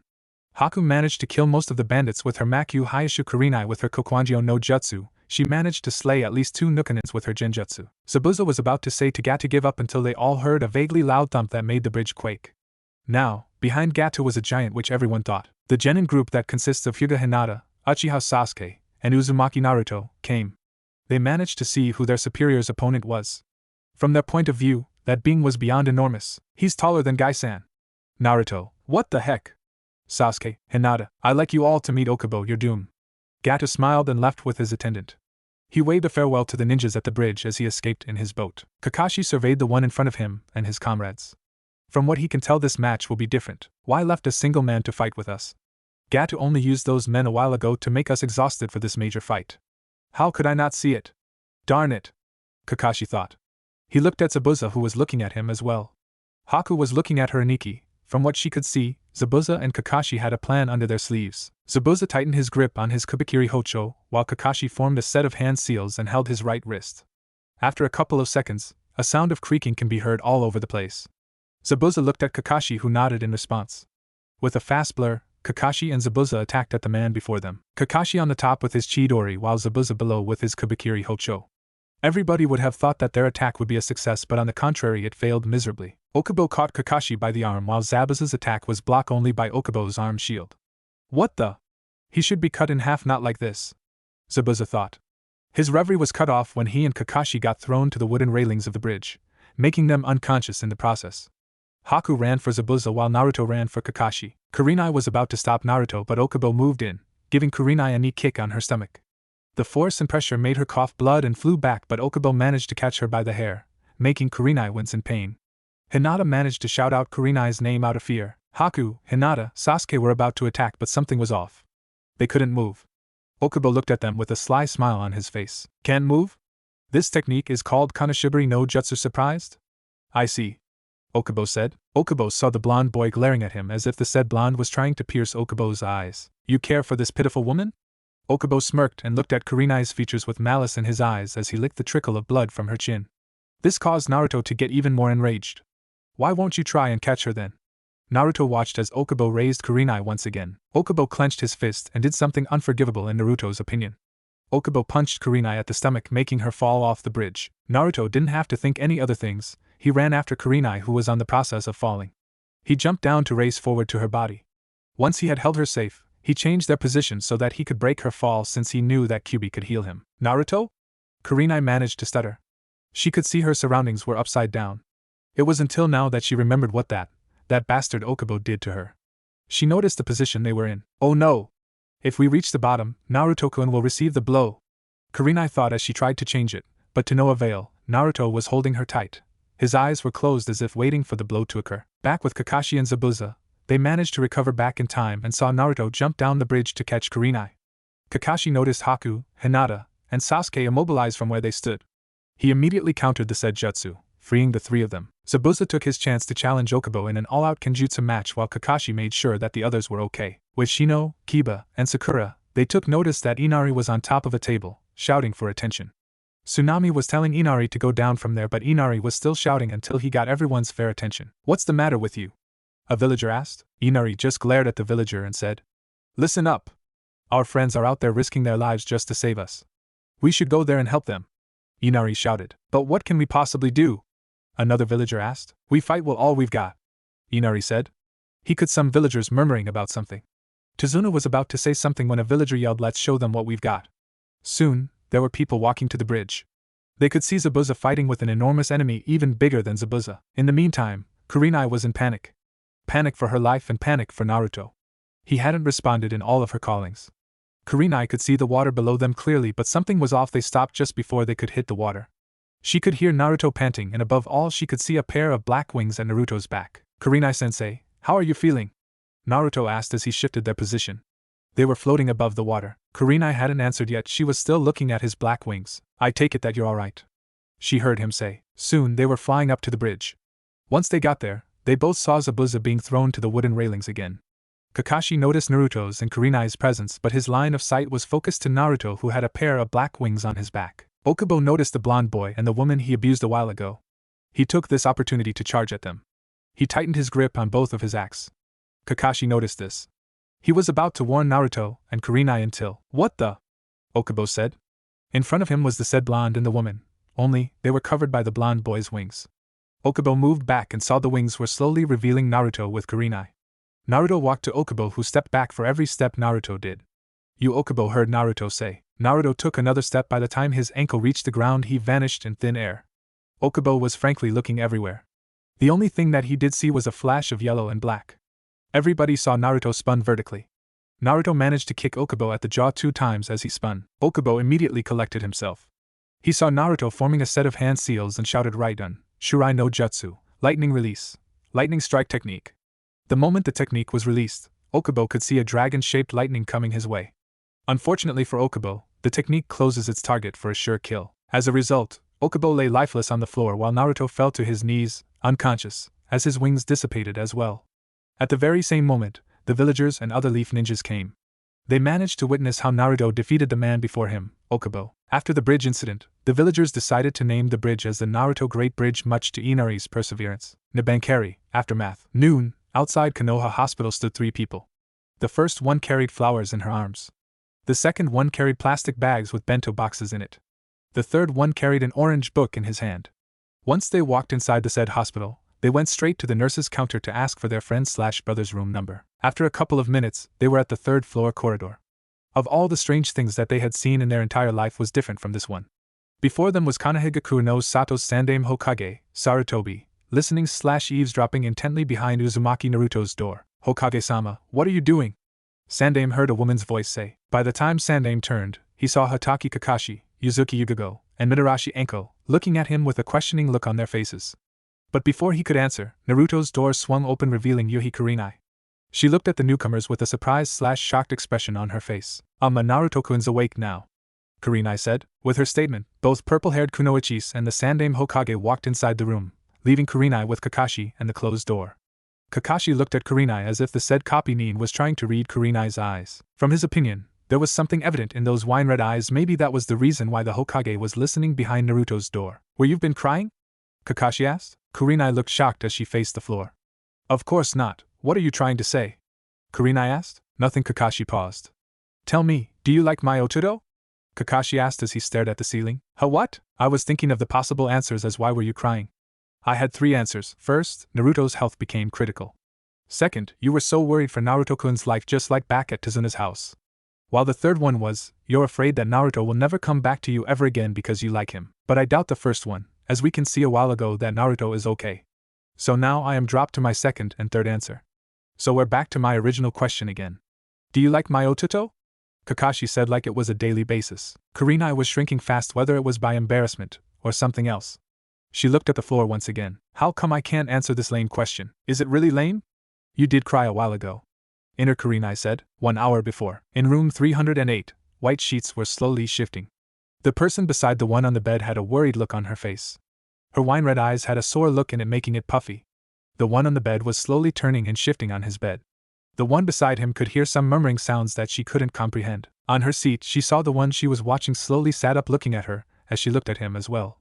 The next thing this watcher knew, her eyes started to water up as she pulled the one on the bed into a hug. Kurenai-sensei, what's wrong? The one on the bed asked as he returned the hug. While this watcher was crying, she too was asking herself why she was crying. She gently pulled apart and said, I'm sorry, I think I'll go outside for a while. Kurenai said quickly as she moved to the door. It only revealed Anko, Yugago, Kakashi, and the Hokage. Present time, Kurenai sighed. Of all the times her inner self had to show up, why her? What are you saying, Kakashi? Kurenai whispered, still looking at the floor. Kakashi smiled. Piece of advice, try to sort out your feelings before moving into action. Kurenai looked at Kakashi as he opened Naruto's door, leaving her behind. Ni-san, did you bring any of my clothes? Naruto asked. Why bother? Have you looked at yourself on the mirror? Kakashi said. What? Are you stating that I became fat? Naruto asked, which caused Sandaime to chuckle. No, from what I can remember you were just around 4 feet high, but now you're almost as tall as Shino, if not, maybe even taller than him. Kakashi said. You're kidding me, right? How can I become that tall? Naruto stopped as he saw himself on the mirror with wide eyes. I think I'll go to the bathroom, Naruto said. Meanwhile, inside the bathroom, Naruto was mentally talking with Kyubi. Hey Kit, what's up? Kyubi asked as his jailer was practically racing inside the bathroom. What do you mean what's up? What did you do to me? Naruto asked. Oh, that. I just messed with your height and etc., that's all. I have to admit that Aika lady did pull a lot of strings around you. Kyubi said like it was a normal thing to say. Unfortunately for Naruto, he had the urge to faint or to scream. Now fainting would not be a good idea, same with screaming as well. After a couple of minutes he walked back to his room, where a nurse came in with a paper bag in hand and a bouquet of flowers on the other hand. You must be Uzumaki Naruto. A package from the counter was delivered a while ago, and here's the note. The nurse said as she was checking up on the said patient's well-toned body in Anko's opinion. It came with the clothes and flowers as well. The nurse added. Soon she left the patient's room for another duty. The moment the word clothes came out from the nurse's lips, all of the visitors were looking at each other. That meant that was strange. They all took notice that Naruto was smiling as he saw the note. Both Kakashi and Anko got curious who could possibly give Naruto a new set of clothes and a bouquet of red flowers. At the same time, they both took the card from Naruto, but when they were about to read it they were thinking the same thing. A blank note? What? Naruto asked with a smirk on his face. Is this some kind of a trick, Naruto? Anko asked. Give me that. Kakashi said as he activated his Sharingan to see if there was any genjutsu placed on the note, but he didn't found one. There's a genjutsu placed on that note. Naruto said. How did you know? I didn't even detect it with my Sharingan. Kakashi said. Naruto chuckled while Anko raised an eyebrow, waiting for an answer. How shall I say this? It's a complicated genjutsu. All you have to do is to drop a part of the original receiver's blood of that note. Naruto said in a matter-of-fact kind of way. Yugigo was watching this, obviously intrigued, while Sandaime was left sitting on his chair. Naruto was at the front. Anko was about to slice the part of Naruto's skin, but Kakashi and Yugigo stopped the Tokubetsu Jounin before her kunai was about to scratch the blonde's skin. What? Naruto-kun said. In order to dispel that genjutsu it need Naruto-kun's blood. Anko said. It needs a droplet, not a cup of blood. Yugigo said, but before everyone started to rumble again. Sandaime made his presence known again. /Naruto. I'm sure they won't mind if you show them that note later. Sarutobi said, but then continued. There's something I want to see, that is if you want Anko-chan and Yugigo-chan to see it as well. Kakashi knew what was the Hokage was talking about. Probably, that was his main reason why Sandaime was here aside from visiting Naruto. Naruto looked at Kakashi, who nodded in response. Naruto sighed and then he took off his shirt. Unknown to him, he got the women's attention through the way Naruto's body moved, making his newly formed six-packs, courtesy of Ayaka's training, move slowly. He turned his back, revealing his black wings to everybody else. Naruto turned around again to face everyone this time. Nobody had noticed his progress because of his baggy jumpsuit, so the ones before him were either speechless or surprised. Tell me something that I don't know, Sandaime. How did I get these wings? Naruto asked. Seize Naruto, those wings came from your mother's bloodline. It is in their only lineage to have wings. Unfortunately, her family and clan were slowly vanishing from existence even before the Kyuubi attacked. For now, you are the only one who has that unique bloodline limit. I'm sorry to tell, but I don't know any way to develop your Kyuutenshi Tsubasa, Wings of the Dark Angel. It's what your mother's family calls it, but there's someone that I know who can hopefully. Sarutobi said, which earned him a smile from Naruto. Ayano Sandaime, do you know who are my parents? Naruto said. Your mother's name is Yakumo Mizuho. She died giving birth to you. I'm sorry, I can't tell you everything for now. I hope you can understand, Naruto-kun. Sarutobi said, looking at the blonde. Naruto gave a small smile and said, It's better than nothing, right? Besides, I'm sure you'll tell me everything that I need to know when the time comes. One more thing, am I allowed to use these wings in the public's eyes? Naruto asked. Seeing that you've activated it in front of your fellow leaf needs, why not? Besides, rumors fly faster than hawks do.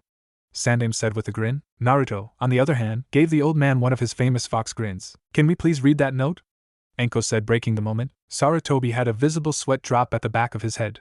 He just sighed and muttered something about a childish woman. The moment Naruto let a droplet of his blood sink into the paper, the red stain became the note's ink. Before them was the note's message for them. It was kind of written in a different language, but Naruto said it was a form of secret messaging and all you have to do was to place the note in front of a mirror. The reflection in the mirror revealed the note's message that said, Hey there Gaki, sorry I can't deliver the clothes myself. But rest assured that I'll be back in the village just like what I've promised you before. Your clothes should fit you well, and thank the chemist that you won't be wearing those horrid flashy orange jumpsuits of yours.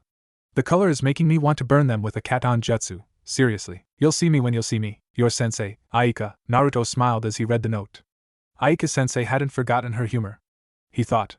He let the note beside the flowers and picked up the new set of clothes Aika had given him. After a couple of minutes, everybody saw a new Naruto, who was clad in beige pants and red long-sleeved shirt that was hugging his broad shoulders fairly while his hataite was tied at his forehead. This new Naruto now looked more advanced than the ones in his age group. He no longer had his puppy fats, he grew some of his hair, and most of all he looked like a spitting image of his father. Is there something on my face? Naruto asked. Ladies, please stop drooling over my little brother. Kakashi said. Sarutobi chuckled. I think I'll go sign your discharge papers. Would you rather come with me, Naruto-kun? Sandaime said. Hi, Aji-san. Naruto said as he quickly took the bouquet of red flowers in his arms. He was the one who was practically close to the door. By the time he opened the said door, it revealed Kurenai leaning on the said door.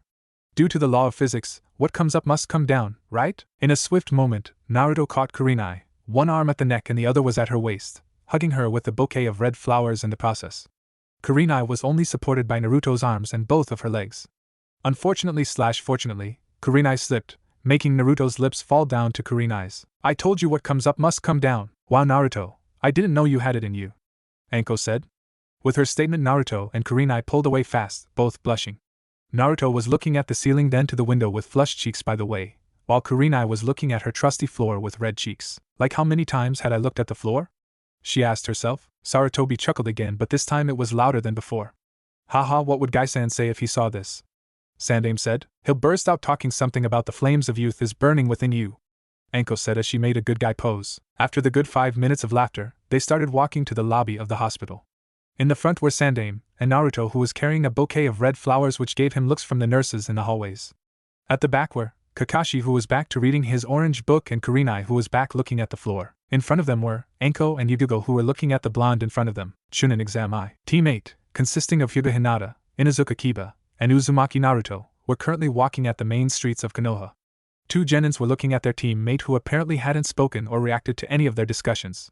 He had been quiet ever since they've walked out his favorite ramen shop. This sucks. The Genin with the fury jacket spoke. He looked at his teammate, Naruto. Yet again he hadn't reacted. Naruto, are you okay? You look like you've eaten an expired ramen. Kiba added. Yes, Naruto, what is wrong? Hinata asked. I'm fine. I was just thinking about something, Naruto replied. Truth be told, he hadn't seen or heard his Jounin sensei for almost three days straight since Sandaime gave Team 7 and 8 a 3 days rest after their mission back at Wave Country. If you say so, come on, we don't want to be late at our meeting. With that statement, Kiba and Hinata sprinted up to the roofs. Naruto, on the other hand, was left standing on his place. He hadn't moved or something. Was he nervous? Was it because after 3 days he'll be able to see his Jounin sensei? Or was it, he's nervous because of what had happened 3 days ago back at the hospital? After 5 seconds, it only registered to his mind that both of his teammates were gone. He immediately ran up to the roofs. 1 hour ago at the Hokage Tower, people ranging from Tokubetsu Jounins, Elite Jounins, and Chunins were gathered at the Hokage's office. All Jounin instructors please come in front, the Sandaime said. Soon, 3 Jounins walked at the front, namely, Hatake Kakashi, Sarutobi Asuma, and Yuhi Kurenai. Now, among of your teams, who will gladly partake in the coming Chunin exam? Sandaime asked. Sarutobi Asuma first spoke since he's at the far left of the 3 Jounins. I would like to enter Team 10, which consists of Akimichi Chuji, Nara Shikamaru, and Yamanaka Ino, under the name of Sarutobi Asuma, the chain smoker said. Seeing it was Kurenai's turn, she spoke. Team 8 consists of Hyuga Hinata, Inuzuka Kiba, and Uzumaki Naruto, under the name of Yuhi Kurenai, the Genjutsu mistress said, direct to the point as always. Soon, Kakashi spoke. Team 7 consists of Abirame Shino, Haruno Sakura, and Uchiha Sasuke, under the name of Hatake Kakashi, Konoha's Copynin said. Very well then, you're all dismissed, Sandaime said. Once all the said ninjas were gone, a figure came out from the shadows. Hey there, old goat, long time no see, the figure said. Aika, a pleasure to see you again. Have you been hiding all along behind your genjutsu? Sandaime said. Yes, I was. Are you going to stay here, in the village, permanently? The Hokage asked. I'm not sure. Would you like me to reinstate you as a leaf ninja? He said. Maika said, acting like she was deep in thought, and said, Okay. Sandaime smiled but then frowned. What rank shall I give you? You're practically Kage level. You could easily take my job without a sweat, Sandaime said with a grin. You're flattering me, old goat. Just put me in ANBU and I'll be fine, Aika said. Are you going to see Naruto-kun? Sandaime said. Not yet, Aika said as she poofed away from the Hokage's office, leaving the old goat back to his undying paperwork. Present time at training ground 19, Naruto came, panting. He looked around at the said training ground only to find himself alone. None of his teammates were there, or were there. He heard a poof from behind. Immediately he turned around. There, before him was his Jounin sensei, Yuhi Kurenai. Meanwhile at the top of a certain tree, Kiba and Hinata were there. In front of them was Kakashi, who was looking at the people below them. Kakashi-san, what are you doing? And why did you pull us up here? Kiba asked. Keep your voice down, I can't hear them, Kakashi said. Kiba was counting mentally whether if he should whack this man before him, but then again he just shrugged it off. Meanwhile, 2 people at the clearing hadn't spoken with each other. No one even took an initiative for a conversation until fate destined them to be. On top of them, they could see the heavens were starting to rain. They both seek shelter at a certain tree. Naruto was thankful his wings were really handy at times like this. From where they stood, Naruto's wings gave warmth to the said woman next to him as the rain started to fall freely at the earth below. Ayano-sensei, I'm sorry about what happened back at the hospital 3 days ago. Naruto said, more like a whisper in Kurenai's opinion. His sorry? Kurenai thought. It's alright, I know it was an accident. Kurenai said as she looked at the blonde next to her. From what she saw, Naruto was looking down as if he hadn't heard that he was already forgiven. Naruto, Kurenai called. Hi, sensei? Naruto said as he looked at Kurenai. I'm sorry for not acting like a sensei like I'm supposed to be. Kurenai said. Naruto, on the other hand, looked at her with wide eyes. What's to say sorry for? Naruto asked with a grin. Naruto, you know what I'm talking about. Let's take for example, back at Wave Country, was I any help to any of you? Kurenai asked. You were there beside me, sensei. You're the first and last person I've seen through those times, and every time I opened my eyes you were there, Kurenai-sensei. That was a great help for me. Naruto said as he looked at the heavens above. Kurenai was smiling as she looked at the young blonde next to her. Thank you, Naruto-kun, she said. Naruto gave her one of his famous fox grins and then looked at the heavens above. Look, the rain's gone, he said. They both looked up and saw a rainbow starting to form. It mixed with the sunlight as it shined after the rain. It was a beautiful scene, they both admitted it. It only took them at least 5 minutes to enjoy the scenery just when they heard a very loud crack from above. Immediately they both moved away from the falling debris and people. Before them were Hatake Kakashi, Hyuga Hinata, and Inuzuka Kiba. What the heck happened to the three of you? Naruto asked. Kiba started. We were trying our stealth skills but unfortunately we failed miserably. Hinata finished. Both Naruto and Kurenai looked at them, then to Kakashi, obviously wanting an answer as well. There was this crow and it was picking on my Hitaite, and I tried to follow it, you see, Kakashi said. Right, Naruto said. Aren't you supposed to be with your students? Kurenai asked. Right you are, I'm going now, Kakashi said as he poofed away from them. Naruto just sighed and shook his head. Sensei, what are we going to do today? Do we have a mission? Kiba asked, changing the topic. No missions. I have something for the three of you, Kurenai said as she brought out 3 pieces of paper which turned out to be a Chunin exam permit. There's an upcoming Chunin exam, I've entered the 3 of you. So don't lose that permit, got that? Kurenai said. Yes ma'am, Kiba said while Naruto did the good guy pose. Hinata and Kurenai smiled at the comical pair. Let's go to Ichiraku's to celebrate, Naruto said, which earned him a nod from Kiba, a chuckle from Hinata, a bark from Akamaru, and a smile from Kurenai. On their halfway to the said ramen stand they heard a familiar shout from the corner of a street just near to their spot. I'll let go of me, a young boy's voice cried out. If you say so, a male teenager's voice said. Teammate managed to saw this guy through the boy, Konohamaru, near the trash can, but someone came just to catch the boy in time. Konohamaru looked up and saw his savior. Naruto, I'll ask you nicely, apologize to my friend, Naruto said as he set down Konohamaru. Oh yeah, what if I don't? The boy with a face paint said. Just before Naruto could spoke, everyone heard a sound of swirling sand just above the tree. Kankuro, apologize to them, a voice rang out. The said boy, Kankuro, looked frantic. He just sighed and apologized to Konohamaru and to Naruto. Who are you? The boy with red hair asked. Both of his companions looked with wide eyes. Gaara never asked someone's name before. The blonde Kunoichi thought. Gaara, what are you doing? Kankuro thought. Naruto Uzumaki Naruto, and you are? Naruto said as he took a couple of steps in front of them. Sabaku no Gaara, I'll be expecting you in the Chunin exam, Uzumaki Naruto, Gaara said. Both Sand siblings swore they saw Gaara's lips form a small smile, but it quickly faded away. They saw this Naruto walk to them, waiting for their names to be said. Sabaku no Kankuro, Gaara's older brother, Kankuro said. Sabaku no Temari, the blonde-haired Kunoichi said. She saw the blonde boy bowed as courtesy and said, Nice to meet you all, Gaara-san, Kankuro-san and Temari-san, Naruto said as he smiled to them. Kankuro, on the other hand, could swear his sister was blushing at the said blonde boy who was before them. He looked at his sister, Temari, then to Naruto who was back with his teammates and Jounin-sensei, not even noticing Temari's stare at the blonde boy. Kankuro smiled and held her big sister over the shoulder. Love at first sight, at Temari? Kankuro whispered. Gaara, on the other hand, was back from being stoic as he watched the blondes retreating back. There was something inside of him that he felt, something feral just like him. He had thought, hey kid, that boy Gaara, I feel something in him. It's the same feeling when we first saw that girl Haku, Kyuubi said through their mental link. Yeah, me too, it's like he's carrying something demonic, Naruto replied as they continued to walk past the streets. Piece of advice, keep your guard up, Kyuubi said. Yeah, I'll do that, I have to go now, Naruto said as he cut the mental link. The next day, it was early in the morning. Many Chunin hopefuls reached the gates of Konoha. Some came from the hidden village of the rain, sand, and sound. Team 8 noticed a couple of familiar participants just around the hallways. They too were looking at the other Genin teams. Naruto noticed the sand neens they've met yesterday. Hey, where are you going? Kiba asked. I'll just greet a couple of people, Naruto said. Team 8 including Kurenai saw where was Naruto going to the Sand siblings. Temari saw the blonde boy they've met yesterday. He was walking at their direction. Kankuro noticed where was Temari looking.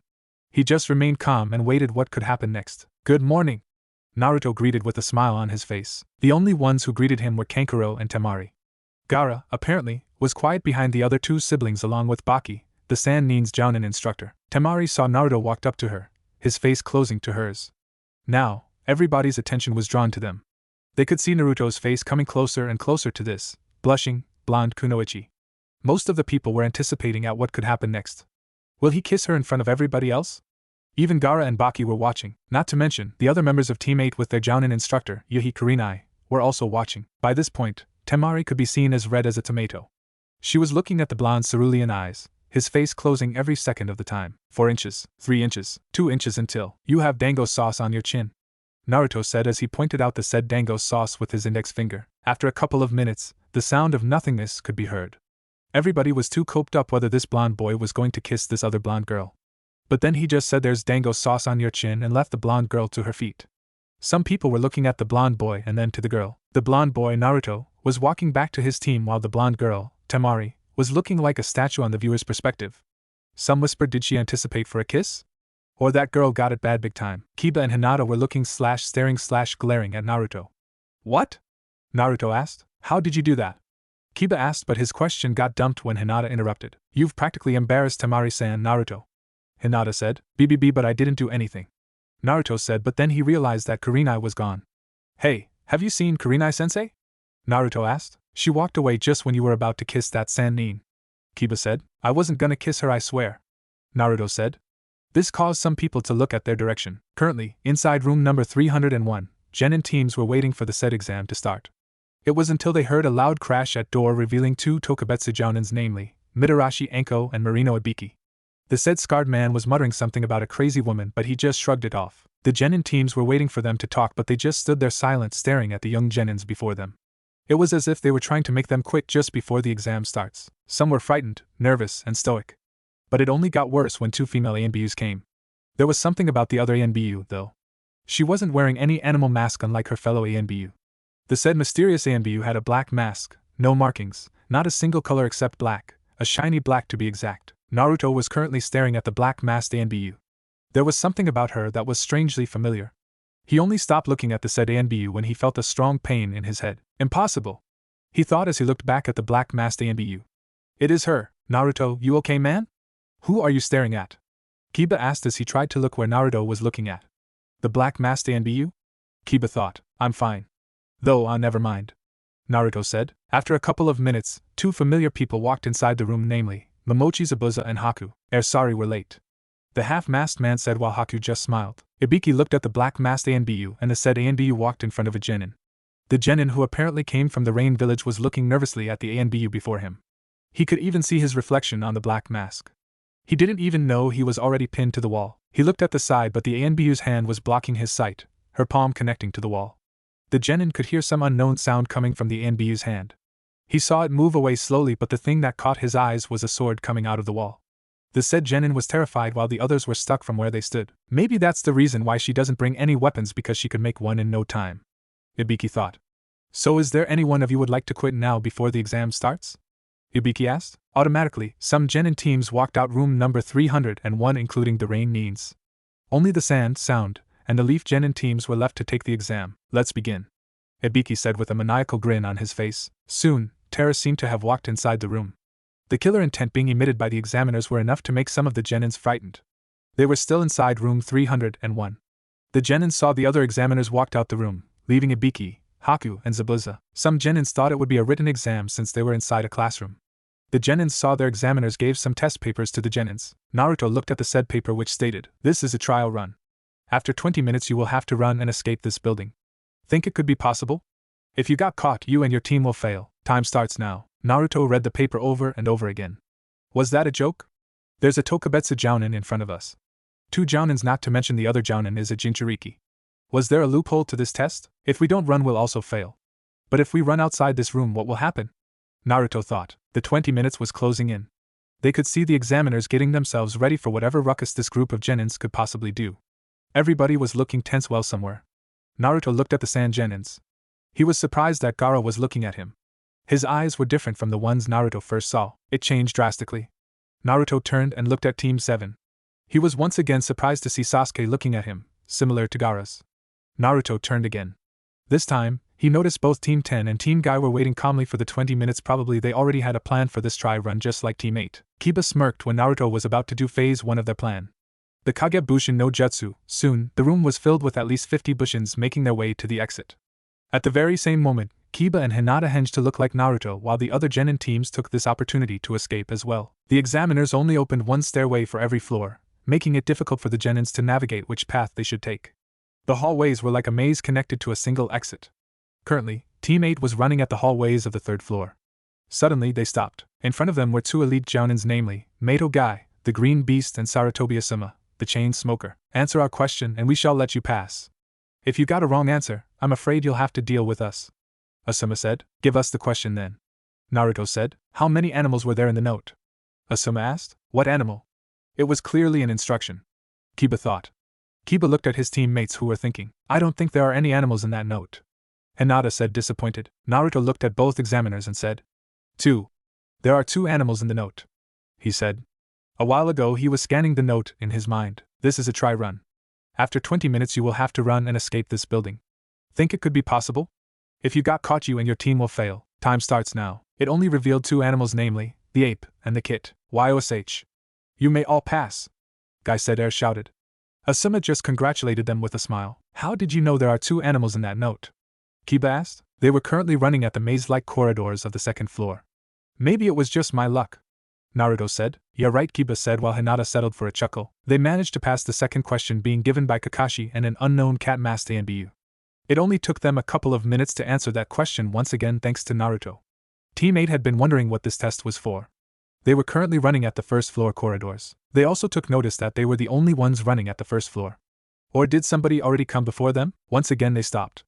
Before them were Yuhi Kurenai, the Genjutsu mistress, and the mysterious black-masked ANBU. The genins saw the black-masked ANBU walk slowly to their direction. She placed her right palm to her arm pad and in front of them she pulled out a kunai out of the arm pad. It was like alchemy, very advanced alchemy. They saw her stopped and pointed the kunai at Naruto. I want you to answer my question. The black-masked ANBU commanded. Naruto was trying to look behind the mask but the only thing he could see was his reflection. Tell me, genin. What is the code of the shinobi and what is its purpose? The black-masked ANBU said. Kurenai, on the other hand, was plain shocked. This wasn't the question. What the heck is she doing? Kurenai thought. Naruto looked down, thinking, come on Naruto, don't disappoint me. The ANBU thought. Naruto was remembering the times when Aika was still with him, teaching him. He remembered the day she healed his wounds back when he was still 5 years old. He remembered the day she started teaching him. The first lesson was the history of Konoha. He remembered himself asking Aika this question that caused him a whack at the head. Eano sa Aika-sensei? What is it, Naruto-kun? Aika asked. Why did you help me yesterday? The blonde boy asked as he looked down. Aika smiled. Being a shinobi, you must protect the ones you love, you must be loyal to them, treat them as if they are a part of your heart. I want you to remember that, Naruto-kun. Aika said. Naruto was about to say that she didn't even answer his question, but then he realized what Aika had said, you must protect the ones you love. Was he one of those she cared for? He didn't have to ask that, it was clearly obvious. I'll definitely gonna remember that, Aika-sensei. Naruto exclaimed. Keep your voice down, will you? Aika said as she brought both of her index fingers on her temples. Why? Are you feeling your age, old hag? 5 years old, Naruto said. What did you just call me? Aika twitched the eyebrow. You're starting to get deaf, old hag. Naruto said. This time Aika's fist was rumbling like mad. Naruto noticed it and started to run off. But immediately Aika caught him quite easily. Not even using a single % of her strength, she just whacked the hell out of the 5-year-old. That will teach you not to call me, old hag. Currently, Naruto was looking down, but this time he had a grin on his face. When he looked up to see the black-masked ANBU, he said, being a shinobi, you must protect the ones you love, you must be loyal to them, treat them as if they are a part of your heart. Naruto said with a fox grin on his face. You 3 can proceed now, she said with calmness in her tone. Soon, Team 8 walked out the building. They were the first to walk out the said building. After a couple of minutes they saw the Sanins walked out, then Team 7, and after 15 minutes they saw Team 10 and Team Guy walking out at the same time. Soon, they were greeted by a kunoichi named Mitarashi Enko. 19 genins managed to pass that ANBU's test was something. I couldn't agree more. Enko thought with a maniacal grin on her face. Hey Naruto, she's not our second examiner, is she? Kiba whispered. He gulped when he saw that grin Anko was doing. I'm the hot, sexy, and still single, Mitarashi Anko. I'll be your second examiner. Did that answer your question? Naruto said. You, Anko said as she threw a kunai at a Genin. Chunin exam too. The said Genin didn't move or even caught the kunai, yet he did manage not to get hurt. Now everybody's attention flew fast to the said Genin. Before them was Uzumaki Naruto with a pair of black wings at his back that served as a shield from the kunai. Anko smirked. Naruto saw the said Tokubetsu Jounin walk closely to where he sat. She bended her posture a little bit, making her face the same level with Naruto's. Kiba, on the other hand, was watching nervously, same with the other Genins. He could see this Mitarashi Anko move her face closely to Naruto's, but one thing he didn't saw, Anko's hand. Anko's grin grew even wider. It was making the other Genin scared. Now her face was close to Naruto's ear. Gotcha, Anko whispered. Naruto's eyes grew wide. He felt something at his cheek. It was as if something had sliced it, and it was now drawing blood. Now it was everybody's turn to get shocked. They could see the second examiner on top of Uzumaki Naruto, licking his blood. The event was sickening. They could just imagine if this second examiner was crazy enough, they would have to expect the unexpected. Anko withdrew herself from Naruto, who had a mixed expression on his face. Anko, on the other hand, still had the maniacal grin on her face. She looked at the Genins before her, but now with seriousness in her eyes. She held out a couple of forms and said, "Sign these forms," she said as she gave the forms to the Genins. Ayano Mitarashi-san, what are these forms for? Anko saw a pink-haired girl asked. Those forms will state that you will be responsible for your own death, Anko replied. She turned her heel to face the other Genins. Now, this is the second stage of your exam. Welcome to the Forest of Death. She grinned. You will have to apply all of your survival skills to be able to pass this exam. Your goal is to get the scrolls, specifically, the Heaven and Earth scrolls. If your team got the Heaven scroll, you are assigned to get the Earth scroll, and so on and so forth. I don't care how you complete this test. Once you got all specific scrolls, you will proceed to the tower at the middle of the forest. You only have 5 days and 5 nights to complete your entire given task, Anko said. After a couple of minutes, all Genin teams were positioned to their designated gates. Once the gates were opened, they all saw teammate flew past their designated gate courtesy of Naruto's wings. Surely, they will have a head start for this test just like a while ago. Everybody was convinced that this Uzumaki Naruto was different from the Uzumaki Naruto they knew before. They should have to keep their guards up if they crossed Team 8's path.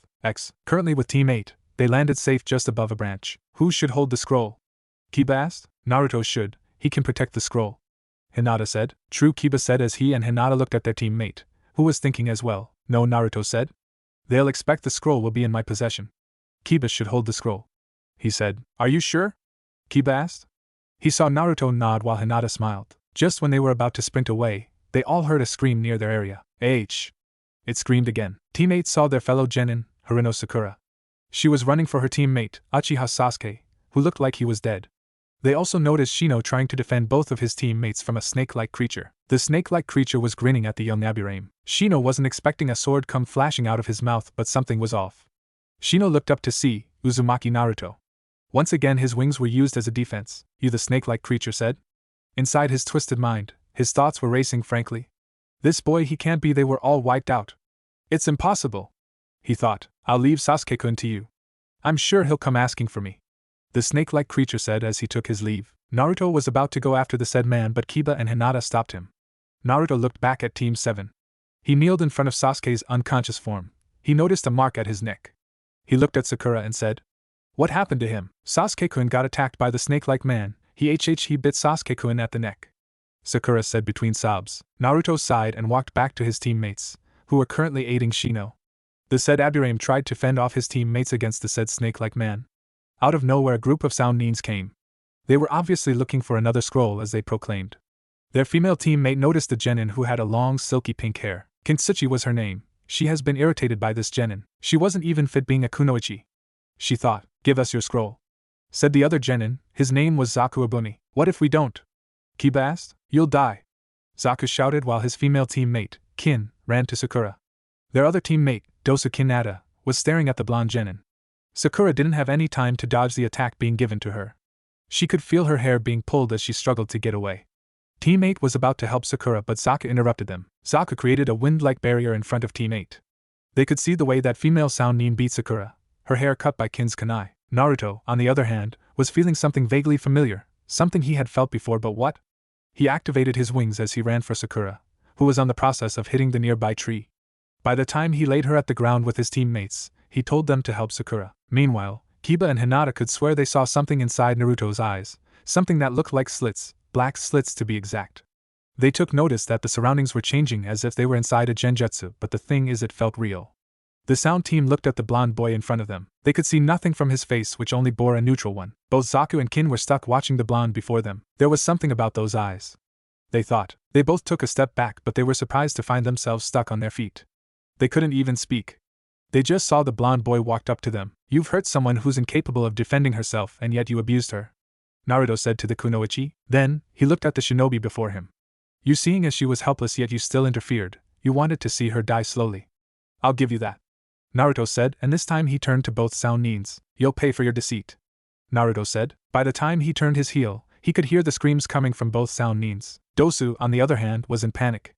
Panic for his teammates and panic for his life. He didn't even saw this blonde boy form any hand seals, and yet he managed to immobilize both of his teammates.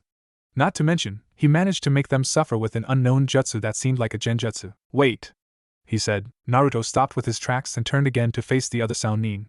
Let my teammates go, I'll give you our scroll in return, Dosu said. Naruto looked at him. He saw the said nin was handing out their team's scroll. Naruto promptly took it, and soon Kin and Zaku were dropped down to the ground panting. Both too tired to stand up or even continue with their consciousness. They lay there unconscious as Dosu saw it. He just carried both of his teammates away from them. Once the sound nins were gone, they saw Naruto fell to his knees just when his wings dissipated. For now, teammate has 2 scrolls, specifically, both Heaven and Earth scrolls. Unknown to them, a group of genins were watching the whole fiasco.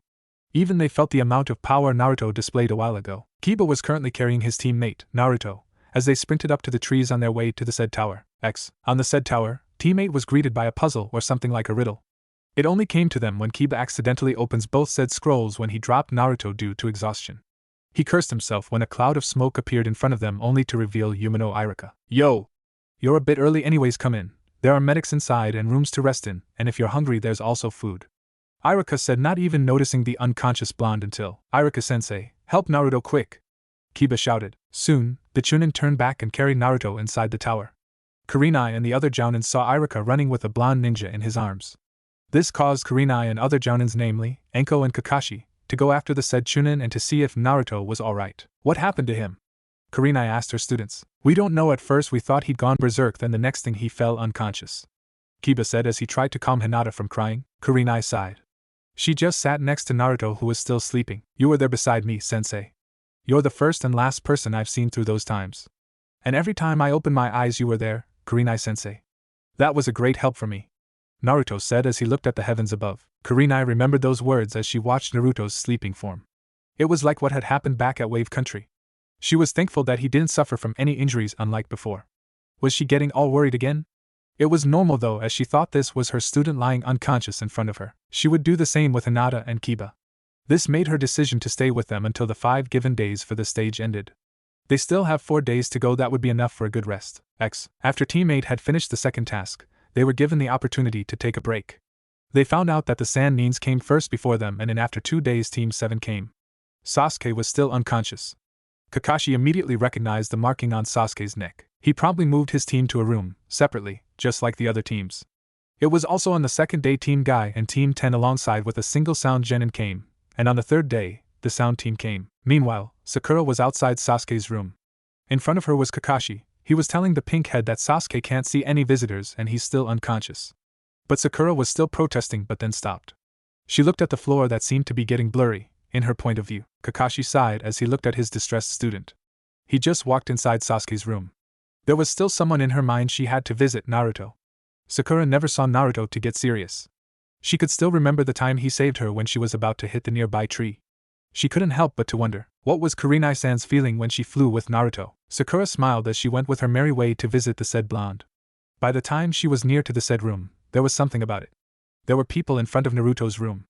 There was this girl named Haku, and then Kiba and Hinata. Shino was there too, even Ino was there. Wait, stop, freeze, rewind, Ino's there? Sakura would understand why Kiba, Hinata, and Shino were there, and she would slightly understand why Haku was there, but for Ino there was a big question mark at the end of that statement. She walked closely, but then she didn't even notice that there were 2 kunoichis at the back. There was this Leaf Nin. Sakura noticed that the said Leaf Nin was from Lee's team. Her name was Tenten. As far as Sakura could remember, Tenten was, after all, from the early graduating class. Then there was this Sand Nin. For Sakura, that sand name was a mystery to her.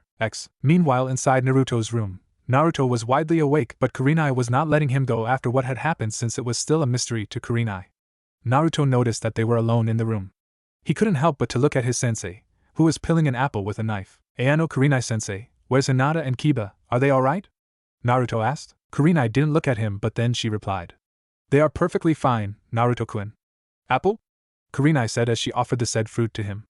At first, it tasted sweet, then slowly it was gone like cotton candy, only apple flavored. Once he was done eating, Naruto was looking at the white sheets which were covering half of his body. He couldn't help but to feel uneasy being alone with a full-grown woman beside him. But why feel this now? They have been alone in her house but short-lived. They have been alone back at Tazuna's house twice but once again short-lived. They have been alone at their training ground but then short-lived. There was only this one time back at the park. It wasn't short-lived, cut, or even interrupted.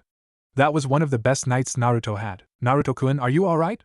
Kurenai asked for the 5th time. Naruto, apparently, hadn't answered since he was busy staring at the white sheets. He asked. Kurenai moved closely, it's as if she was studying his facial reactions, but then sighed. She was about to stand up when suddenly the door swung open, making the occupants of the room surprised while the ones at the door were shocked from what they were seeing. It only became worse when Enko, Kakashi, and Zabuza came in. A while ago, when Kurenai was about to stand up, the door swung open immediately, making the occupants of the room surprised as hell it would be. The ninjas saw Kurenai on top of a shirtless Naruto. Immediately, Kurenai separated herself from the said blonde, both speechless and blushing by the way. Wait to get Naruto-kun, Kurenai Enko said. That was interesting. Zabuza said with a chuckle. Very interesting indeed, Kakashi added. This caused the Genjutsu mistress to become red while the other Genins were looking at their second examiner. It hit them hard when they remembered that this woman was the one who licked Naruto's cheek. Their line of sight turned to Naruto. It was just now that they realized that he grew, literally. He wasn't the 5 feet 2 inches blonde teenager who had puppy fats back then. Naruto was now the 5 feet 6 inches young man who had well-defined physique. And to think, he was only 14 years old. How's Sasuke? Naruto asked, trying to change the topic. He's fine, he's still asleep though, Kakashi said. But before Naruto could ask any more questions, he was tackled by Kiba and Akamaru. Naruto, how did you do that Genjutsu trick you pulled back there at the forest? That was so cool, man. Kiba asked. What Genjutsu trick? Naruto asked, looking confused. You don't remember? Kiba asked in awe. No, so what did I do again? Naruto asked. Everyone was confused, including the ones who didn't get to see what really happened. Why won't you tell us what really happened, Kiba-kun? Kurenai asked. Kiba nodded and started to tell what happened back at the Forest of Death. That wasn't what really happened, Ino said. She interrupted Kiba when he was at the part when Naruto was about to be thrown at the nearby tree, which did not happen. Even Sakura was nodding in agreement. Naruto-kun didn't get thrown at a tree. He was saving Forehead Girl. Ino added. Oh yeah? As far from what I can remember, you weren't there. Wait a second here. Since when there was a Kun at Naruto's name? Kiba asked. Immediately, all eyes turned to Ino. Could you please continue with the story?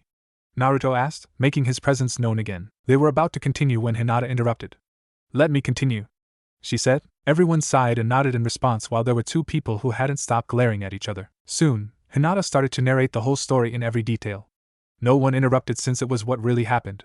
By the time she was done narrating the whole story, everybody including Naruto was shocked. I did what?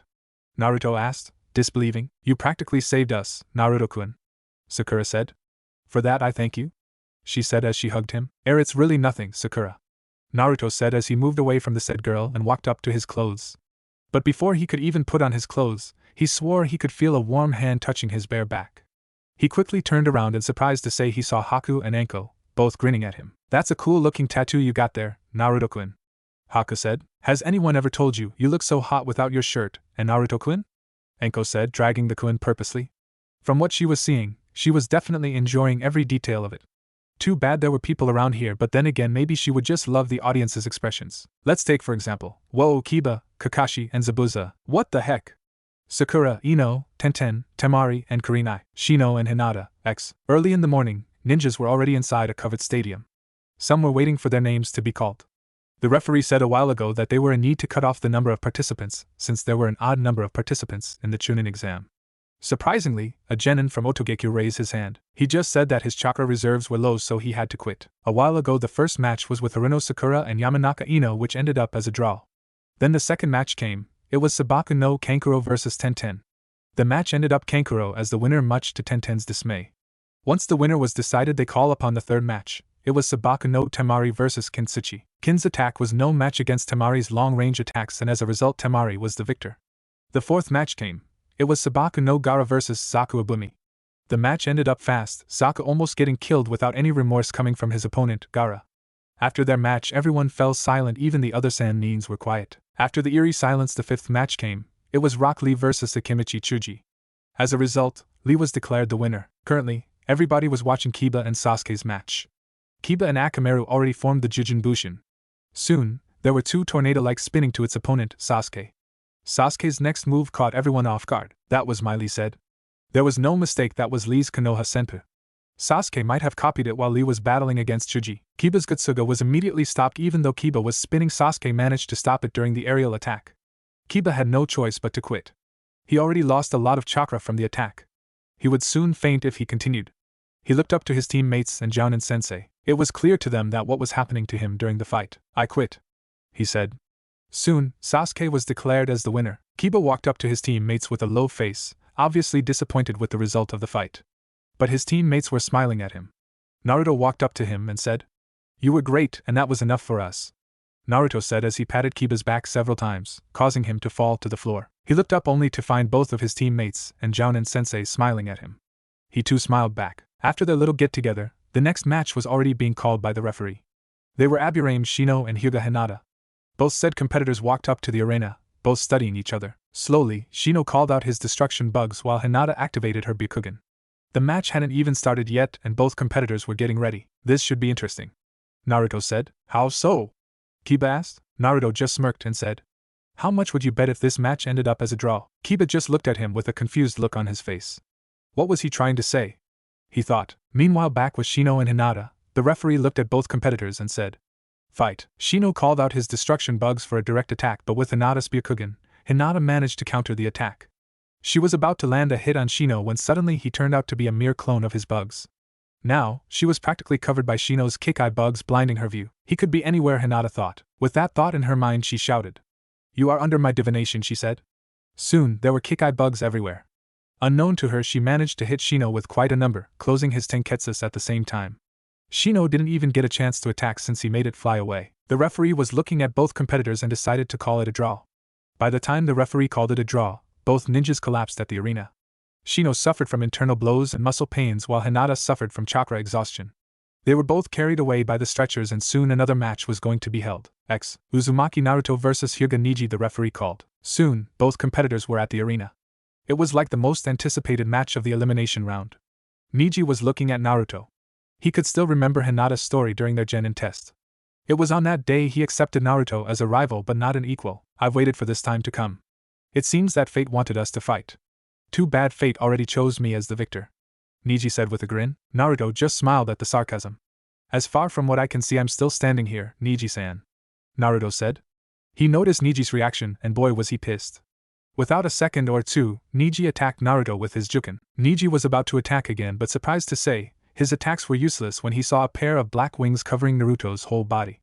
By the time the said wings was gone, Naruto had a different look on his face. He had the same look back at the forest of death. The same black slits in Naruto's eyes. Kiba, look at Naruto's eyes, isn't that the same with the ones back at the forest of death? Hinata asked. Kiba stared at it for a couple of seconds. It was the same, he had to admit, but there was a slight difference in it. Yes, but Kiba said. You recognized it too? Hinata asked. Kiba nodded. It's like his eyes didn't have any glow.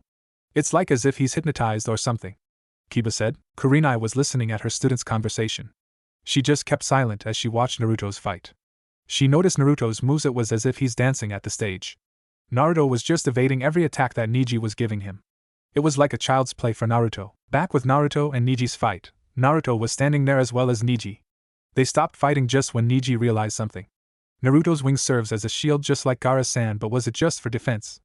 This was the first time Neji saw Naruto use those wings in battle. Neji kept his cool. He didn't want to look like a fool in this match. He was a Hyuga after all. Let's end this, Naruto-san, Neji said as he took a familiar stance. It was the Hakusho, Kaiten, as Naruto thought. Let's, Neji-san, Naruto said as he waited for the incoming attack. Kaiten shouted Neji. Soon he was spinning towards Naruto. Teammate was yelling out for Naruto to move out the way, but he just stood there, eyes closed. It was as if he was anticipating for the attack. There it goes again, Neji thought. Before him was Naruto covered by his black wings. Neji was attacking, but then his spin was starting to slow down. He was caught off guard, literally. Naruto managed to catch him by the neck. Even the spectators were surprised as to how this blonde genin managed to grab Neji by the neck. Even with Neji's Jukin, he couldn't detach himself from Naruto's grip. The only thing he could see from Naruto was his eyes, those blue eyes with black slits in it. There was something about it that made his body immobilized. It was like the Sharingan, but it's far from different. Neji could feel his air starting to decrease, and it wasn't Naruto's grip. It's like it came from the inside. It was like there's something burning inside of him. Neji collapsed just when Naruto let him go. He was coughing real hard. Beads of sweat seemed to form on his forehead. He looked at Naruto just when the referee declared Naruto as the winner. There he saw again, those pair of blue eyes with black slits. His wings dissipated again as he walked back to his teammates. He saw him stopped and looked at him. Fate doesn't choose your path, remember that, Neji-san. Naruto said. Then Neji saw Naruto's retreating back. Meanwhile, the Hokage watched the whole match starting from the first end to the last, Uzumaki Naruto's fight against Hyuga Neji. Sandaime was pleased yet disturbed. He was pleased that Naruto won, but he couldn't help but to wonder about those eyes that Naruto possessed during the fight. It was disturbing because he had heard some rumors that Naruto had used it, but from what he had heard this was different. Sandaime motioned an ANBU to come. It was the black masked ANBU. Do you mind telling me what that was? Sandaime said. The ANBU didn't hesitate to answer. That was Naruto-kun's second bloodline, the Jugen, Evil Eyes. It complements with the Kura Tenshi Tsubasa. Those bloodlines came from Mizuho-sama's lineage, Sandaime-sama. The ANBU said. Surprised to say, Sandaime was not shocked at the ANBU's reply. He knew that one of these days, Naruto will get to activate all of his powerful bloodlines. Minato, Mizuho, he's becoming stronger than you've ever wished. Soon, he will surpass everyone, even you, Minato, my friend. Sandaime thought. Hokage-sama? The ANBU called. Yes? Sandaime said. The Genins have already picked a number, Hokage-sama. It's your turn to announce when the next fight will be. The black-masked ANBU replied. Right, Sandaime said as he stood up from his seat. Before him were the victors of this stage, namely, Nara Shikamaru, 1, Rock Lee, 1, Sabaka no Gaara, 3, Sabaka no Kankuro, 2, Sabaka no Temari, 4, Uchiha Sasuke, 2, Uzumaki Naruto, 3. First, congratulations for winning this second stage. Now, you'll all have at least 1 month to train for the next stage. Do your best. Sandaime said, leaving the ninjas behind. Chunin Exam 3. The said ninjas were wondering what could the last stage of the Chunin exam would be like, since they were facing real ninjas here, someone who they didn't know personally, in the case of the Leaf Nins and the Sand Nins. The Sand Nins were a big mystery to them. Several minutes passed. All the ninjas went to their merry way. Some were disappointed while some were pleased. Currently in an onsen, there we could see our favorite blue-eyed shinobi, Uzumaki Naruto. He had been asleep since his body agreed to it. There he was sleeping without a care to the world around him. Even Kyuubi was supplying him a wondrous dream in Naruto's point of view. It was about him and his angel. They were flying under the moonlight. They were alone until he was hearing some giggling. Naruto was automatically awakened by the said disturbance. He was frankly looking who could have been giggling at the male section of the onsen. Once he found the source of the disturbing sound, he had the urge to yell at the said source. Before him was a half-naked man, with white long hair, and red markings on his face. The said half-naked man was giggling. Is he peeping? Naruto thought. Then there he heard again. The white-haired man was giggling again. Naruto was about to shout when he heard a familiar voice from the women's section of the onsen. Come on, Kurenai. Tell us what was it like flying with him. A familiar voice rang from the other side of the onsen. Naruto recognized it as his second examiner, Mitarashi Anko. Then another familiar voice was heard. Tell us. It was that cat-masked ANBU Yuzuki Yugao. Naruto thought. Without a second or two, another familiar voice was heard. Yeah, I'll speak for Motoko here. Come on, Kurenai. Tell us, please. It was Haku, Zabuza's adopted sister. It was just until now, Naruto realized that there were 5 kunoichis at the other side of the onsen, including his Jounin sensei, and this white-haired man was peeping on them. He quickly rose up from the waters and yelled, What the heck do you think you're doing? Naruto shouted. This caused the other ninjas from the other side of the onsen to rise from the hot water, securing their bodies from the unknown pervert, as though they thought. The white-haired man looked back at the other customer of the onsen, signaling him to shut up. Stop it, he said. Why? So that the women you're peeping won't know about your act. Naruto shouted, bringing his volume up. Unfortunately for the white-haired man, the women already decided to bring forth their wrath. The said white-haired man was tied at a nearby tree by a half-masked kunoichi. It was Motoko. You, the white-haired man started. The half-masked kunoichi walked up to the tied man and whispered something unknown to the others. Once she was done, she walked back to the other women. Some were not looking at the pervert, but they were looking at the blonde shinobi in the onsen. Naruto noticed the stares being given to him. He just laughed nervously and said, don't y'all feel a little awkward here? You're in the men's section of the onsen. Somebody could see y'all, Naruto said as he looked down, avoiding the stares being given to him. Anko smirked as she saw the young man nervous from his feet. Why? You scared, Naruto-kun, Anko said as she walked in front of the blonde. Yugao and Haku had a smile on their faces while Kurenai just stood there, silent. Motoko, on the other hand, was nowhere to be found. 4 women stood there, half naked, with a blonde shinobi, half naked as well, forgetting the white-haired man at the tree. Naruto gulped at his sudden predicament. He was about to say something when someone broke it for him. Anko, it was Kurenai. Yugao and Haku looked between the two while Naruto was at the middle. Anko looked at the genjutsu mistress with a raised eyebrow. There was something on her face which stated, "Don't mess with me when I'm having fun." She was currently looking at Kurenai.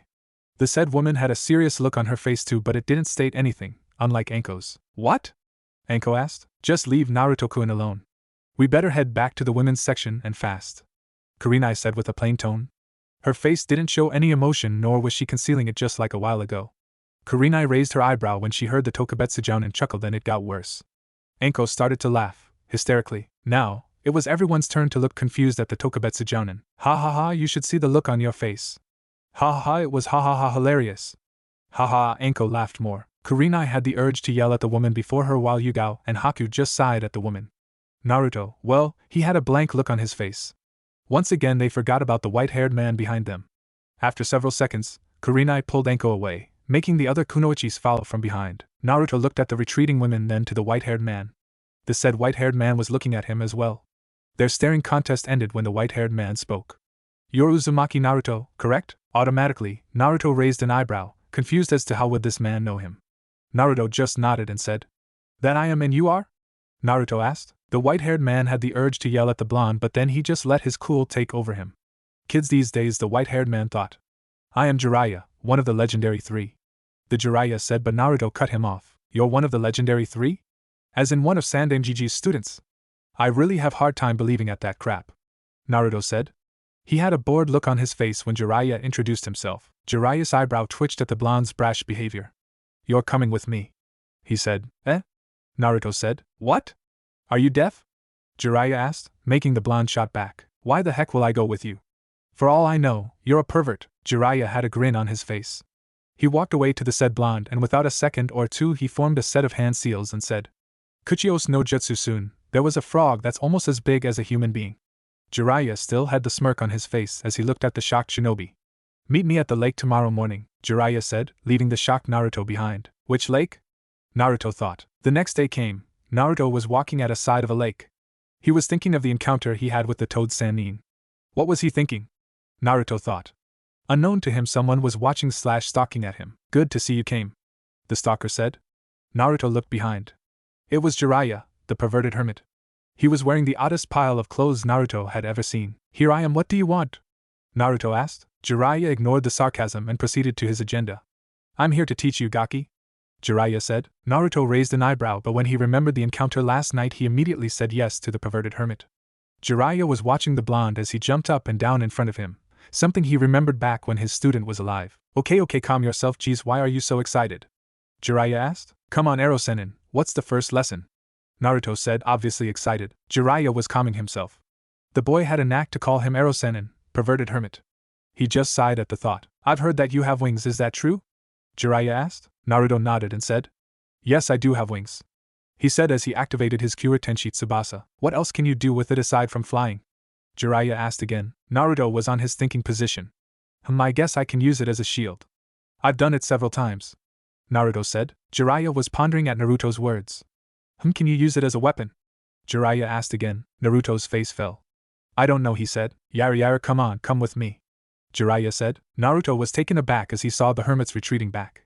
Wait up, he said as he deactivated his wings. Naruto was following the said frog Sannin.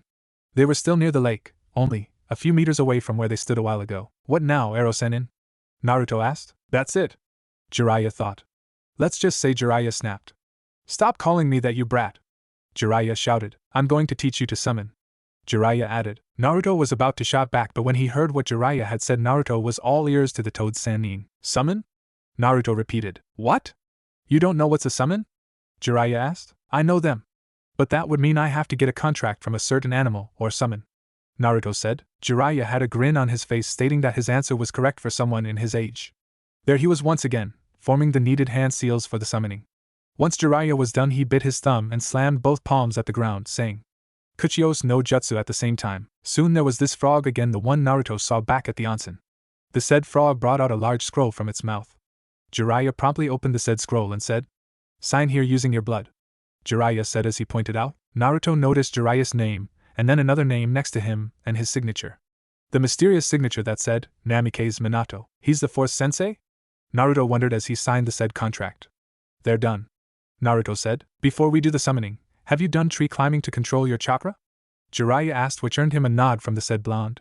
Okay, how about water walking?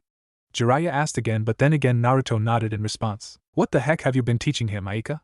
Jiraiya said to no one in particular in his mind. He just sighed and said, Fine. We'll start with the summoning, but I must warn you the frog boss is not that easy to be pleased. Jiraiya said, Yash.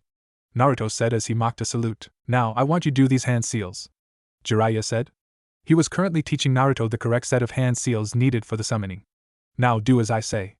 Bite your thumb to draw some blood, slam both of your palms to the ground, and say the summoning jutsu. Got it so far? Jiraiya asked. Naruto nodded in response. He did what he was told to. By the time he finished with the whole ordeal, he announced, Kuchiyos no jutsu soon. There was a cloud of smoke, but it wasn't big as Jiraiya's a while ago. It was rather small. When the smoke dissipated, it only revealed a small version of the frog a while ago. Yo! It said. Naruto was looking at the frog. He was quite surprised to see it talked, and yet here it was asking for him if he got some candies in him. Hello? Are you deaf? Do you have some candy with you?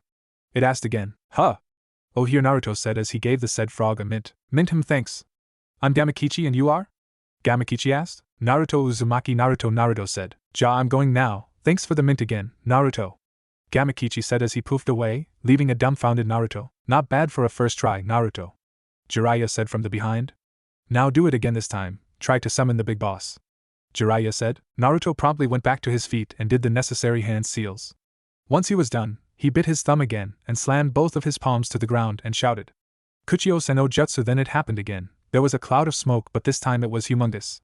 The cloud dissipated and it revealed the king of all frogs, Gamabunta. Jiraiya! How dare you summon me at a time like this? It shouted. Naruto was looking everywhere as if trying to find someone. But then he noticed something. The said perverted toad Sanin was nowhere to be found. Naruto looked up and said, Ero-senin didn't summon you, I did. Naruto shot back. Gamabunta heard a voice, but then he couldn't see where the source was coming from. This is getting nowhere, Naruto thought. He activated his wings and flew in front of the boss frog. Gamabunta saw something landed on his nose and said, I was the one who summoned you. It shouted, You! A mere pipsqueak, you must be joking me. Gamabunta said. He was looking at the blonde boy on his nose. There was something about him that he was familiar with.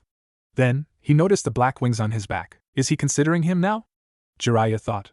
He was currently watching Naruto and the big boss frog as they confront with each other. I already did the other half, I guess it's your turn now, Jiraiya said to someone in particular. A shadow walked out of nowhere. It revealed a feminine form. She had black shoulder-length wavy hair and red intense eyes. She was watching Naruto from far behind just like Jiraiya.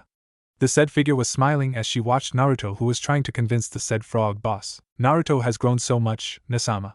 I'm sure you're watching over him now. Meanwhile, back with Naruto, the said blonde was still trying to convince Gamabunta, but then another poof was heard. When the smoke dissipated, it revealed the small frog, Gamakichi. Yo pops. Oh hey, Naruto, what you doing here? Whoa, you have wings. That's cool, man. Gamakichi said. Gamabunta was looking at his son, Gamakichi, then to this blonde boy again. Gamakichi, what are you doing here? Gamabunta asked. Mom was wondering where you've been. You suddenly disappeared in a poof. Gamakichi said. Naruto could swear he was hearing some grunting coming from Gamabunta. Then the next thing he knew, Gamabunta was looking at him, and then to his son. How did you know this human? Gamabunta asked. I think he summoned me a while ago. I like him, Pops. He gave me this mint just a moment ago. Gamakichi said. Gamabunta looked at the blonde boy again and said, For now you have the permission to summon any of my children except me, do you understand that? I still have to give you a test to see if you really are worthy of my services. Gamabunta said as he and Gamakichi poofed away. YOSH! Naruto shouted as he flew almost everywhere in the clearing. After several minutes he landed back on the ground. He was happy at the new jutsu he had learned. He was about to walk again, but something was off. He couldn't move. Naruto was trying to force himself to, but he can't. He felt someone was behind him, and that someone was walking to his direction. Once that someone was in front of Naruto, his eyes grew as possible as they can get. Naruto stuttered, not because he couldn't move, he can move now, but he was like in an automatic shutdown. You already forgot my name, Naruto-kun? It was Aika, Naruto's former sensei. She was currently looking at the wide-eyed blonde who was still shocked at what he was seeing. Naruto, are you alright? Aika asked as she waved her right hand in front of Naruto's face. Naruto shook his head several times. It was as if he was just dreaming, but then again he wasn't, and Aika made sure of that. Naruto, what I'm about to do to you now will sting a little bit, so prepare for the inevitable. Aika said. Naruto was about to ask what was going on, but all of a sudden, he felt a pang of great pain struck through his right arm. It made him go limp. He screamed as the pain went to its highest level. He was screaming but then noticed he couldn't even muster a single whisper from his mouth. He looked at his former sensei who was watching him as well. After several minutes he passed out. Soon, there was a black-like markings around his right arm, and his wings tattoo at the back extended even further. The only part of his body that wasn't covered by the black markings was his left arm. By the time Naruto woke up, he noticed the surroundings hadn't changed. It was like the time didn't change at all. He was there, lying on the ground. He was wondering about the encounter he had with Aika. Did that really happen? He asked to no one in particular. Then he noticed a note stuck on his forehead which stated, "Hey Gaki, sorry I got to run again. If you notice, the time didn't change, so you still have time to go and meet your teammates. Oh, and if you notice the bandage on your right arm, don't take it off if you don't want to faint, hehe, just kidding. If you feel that it doesn't hurt anymore, you can take it off. Once again, I'll see you when I'll see you, Aika." Naruto read the note again and again. For the second time, she left him again with a note. He noticed his right arm bandaged, and felt as if nothing had happened to it. After several seconds, he started to walk towards the training grounds. The first thing he noticed was his Jounin sensei, and she was hiding behind a bush. Naruto raised an eyebrow as he watched the said Jounin. He just walked next to her, but when he was about to say good afternoon, he was pulled down by Kurenai, signaling him to keep quiet as she pointed the other members of Team 8, namely Inuzuka Kiba and Hyuga Hinata. The said Genins were currently seating at a log, both talking with each other. Kurenai and Naruto noticed Hinata's giggling and Kiba's blush. "I wonder where Sensei and Naruto is. They're quite late, don't you think?" Hinata said. "Maybe they went on a date." Kiba said, which made the Hyuga princess chuckle and said, "Maybe, but then again, there they are." Hinata said as she pointed out at the newcomers. "So what were you two doing while we were not yet here?" Naruto asked with a grin. "Nothing, how about the both of you, where were you both?" Kiba asked with a grin on the face. Kurenai and Naruto didn't answer, they just looked away, but Kiba was eyeing the both of them. Naruto, what happened to your arm?" Kurenai asked, trying to change the topic. "Oh, it's nothing," Naruto said with a smile on his face. Kiba was about to say something when suddenly Hinata said, Naruto, what do you plan now for the Chunin exam? You're facing Sabaka no Gaara, right?" Hinata asked. Naruto still had a smile on his face. "Don't worry about me, I'll be fine," he said. "Say Naruto, what's this on your neck?" Kiba asked as he tackled down the said blonde while Hinata and Kurenai were watching the two as they wrestled down to the ground. "It's nothing," Naruto said as he tried to get away from the dog user. When they were about to start to wrestle again, someone poofed in. It was Kakashi with Guy. "Naruto," Kakashi called. Naruto looked at his adopted brother and then to Guy. "What's the matter, Nisan?"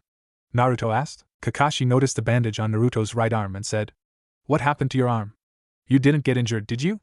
Kakashi asked with seriousness in his eye. "No, I didn't get injured. I had these when I was training with myself just near the lake a while ago." "Why, what's the matter?" Naruto asked. Kakashi sighed in relief. "It's Lee, he was attacked. Tenten said that it was Sabaka no Gaara who attacked Lee, but we don't have enough evidence to disqualify him in the Chunin exam.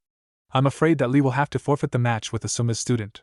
It is just so unyouthful," Guy said as he cried in front of the other ninjas. Some were sending him weird looks, but some were just silent as they felt a bit sad for their fellow shinobi.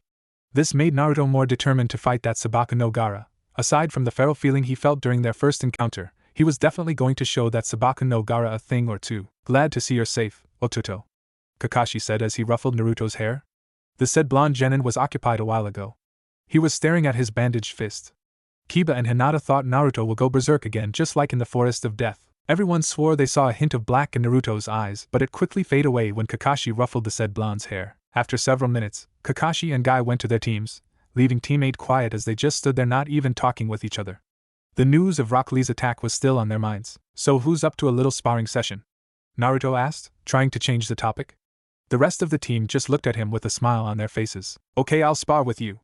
Just to make sure that you won't be the laughing stock of the Chunin exam when you walk out the stadium with a loser printout to your forehead," Kiba said, which made Naruto smirk. "As if, let's see you try. I bet you won't even lay a single finger on me," Naruto joked. He saw the young Inuzuka and his dog Akamaru formed the Jujinbushin, making an exact replica of the dog user. Meanwhile, Kurenai and Hinata were watching the whole ordeal.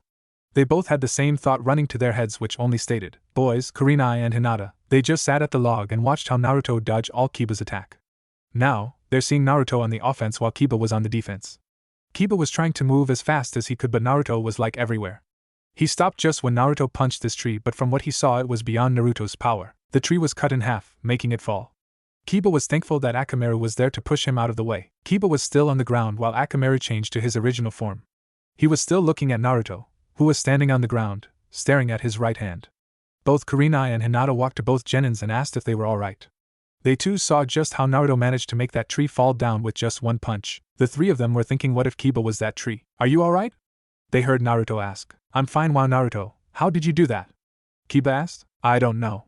Naruto said, once again with the I don't know speech. You know, Naruto? Kiba said. Everybody was looking at the young Inuzuka as if telling him to continue with what he was saying, which he did. You are so full of surprises. Kiba added. I guess I am hee. Naruto said as he scratched the back of his neck. The training teammate went through varied from genjutsus, ninjutsus, taijutsus, and tactical training as well. Most of the time, they discussed about genjutsu and tactics since that's where Kurenai mostly specialized at, and sometimes she let Naruto teach some ninjutsus and taijutsu. Even Kurenai was listening as well whenever Naruto was the one teaching. Kiba and Hinata took notice the things happening to their sensei and to their teammate for the past few weeks. They were currently listening to Naruto, who was explaining something about Katon jutsus, and then there they saw their sensei listening attentively to their temporary sensei, but then again they just have to shrug it off since they both had to listen as well. That's about it, Naruto said. He looked at his temporary students. He noticed a couple of things. 1. Kiba and Hinata were looking at him, then to Kurenai, and 2. Kurenai was looking at him. What time is it? Naruto asked. It's almost 11:15. Hinata replied. The moment she realized what she had said, all three Genins were in panic, even Kurenai too, but she just simply let her cool take over. We're going to be late. The three Genins shouted in response. How come none of you noticed the time? Naruto asked, but when he saw all three looked away, including Kurenai, he just sighed and said, oh, never mind. Best way to get there on time is to fly. Come on, Naruto. Kiba said. You planned this, didn't you? Naruto asked, more like stated as he eyed the said dog user. No, I didn't. It just went through my mind. Kiba said. Fine, Kagebushin no Jutsu.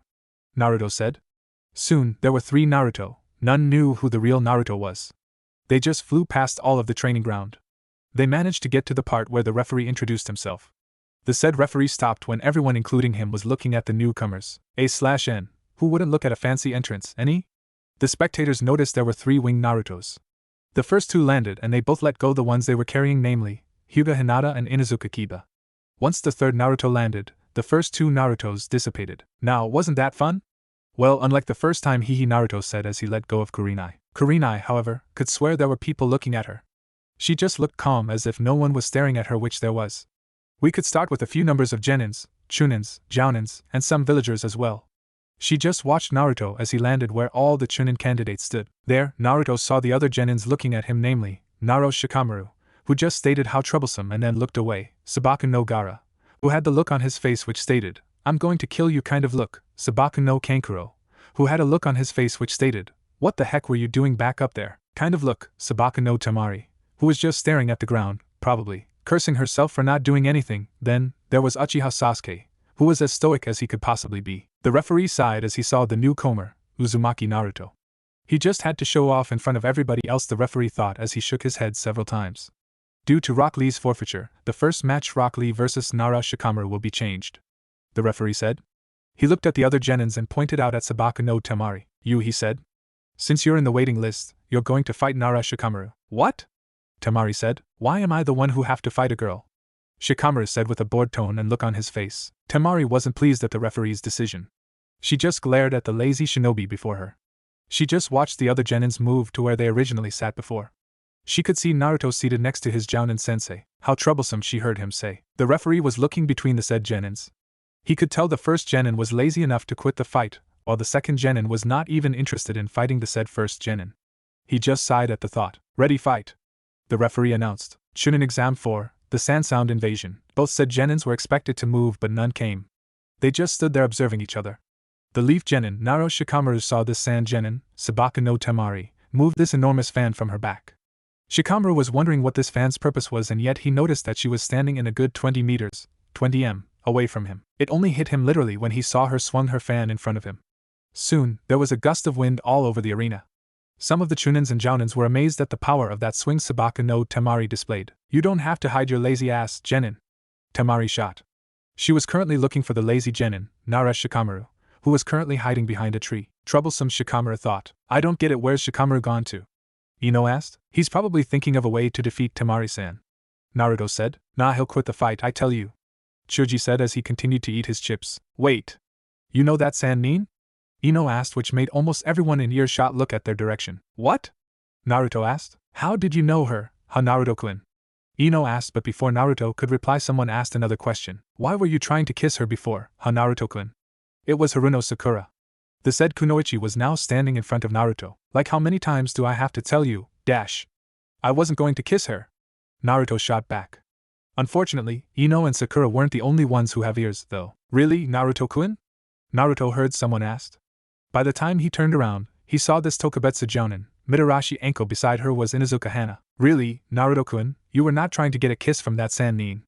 Enko asked as she pointed at the blonde Kunoichi. Meanwhile, the said blonde Kunoichi who was at the arena was now seen as red as a tomato.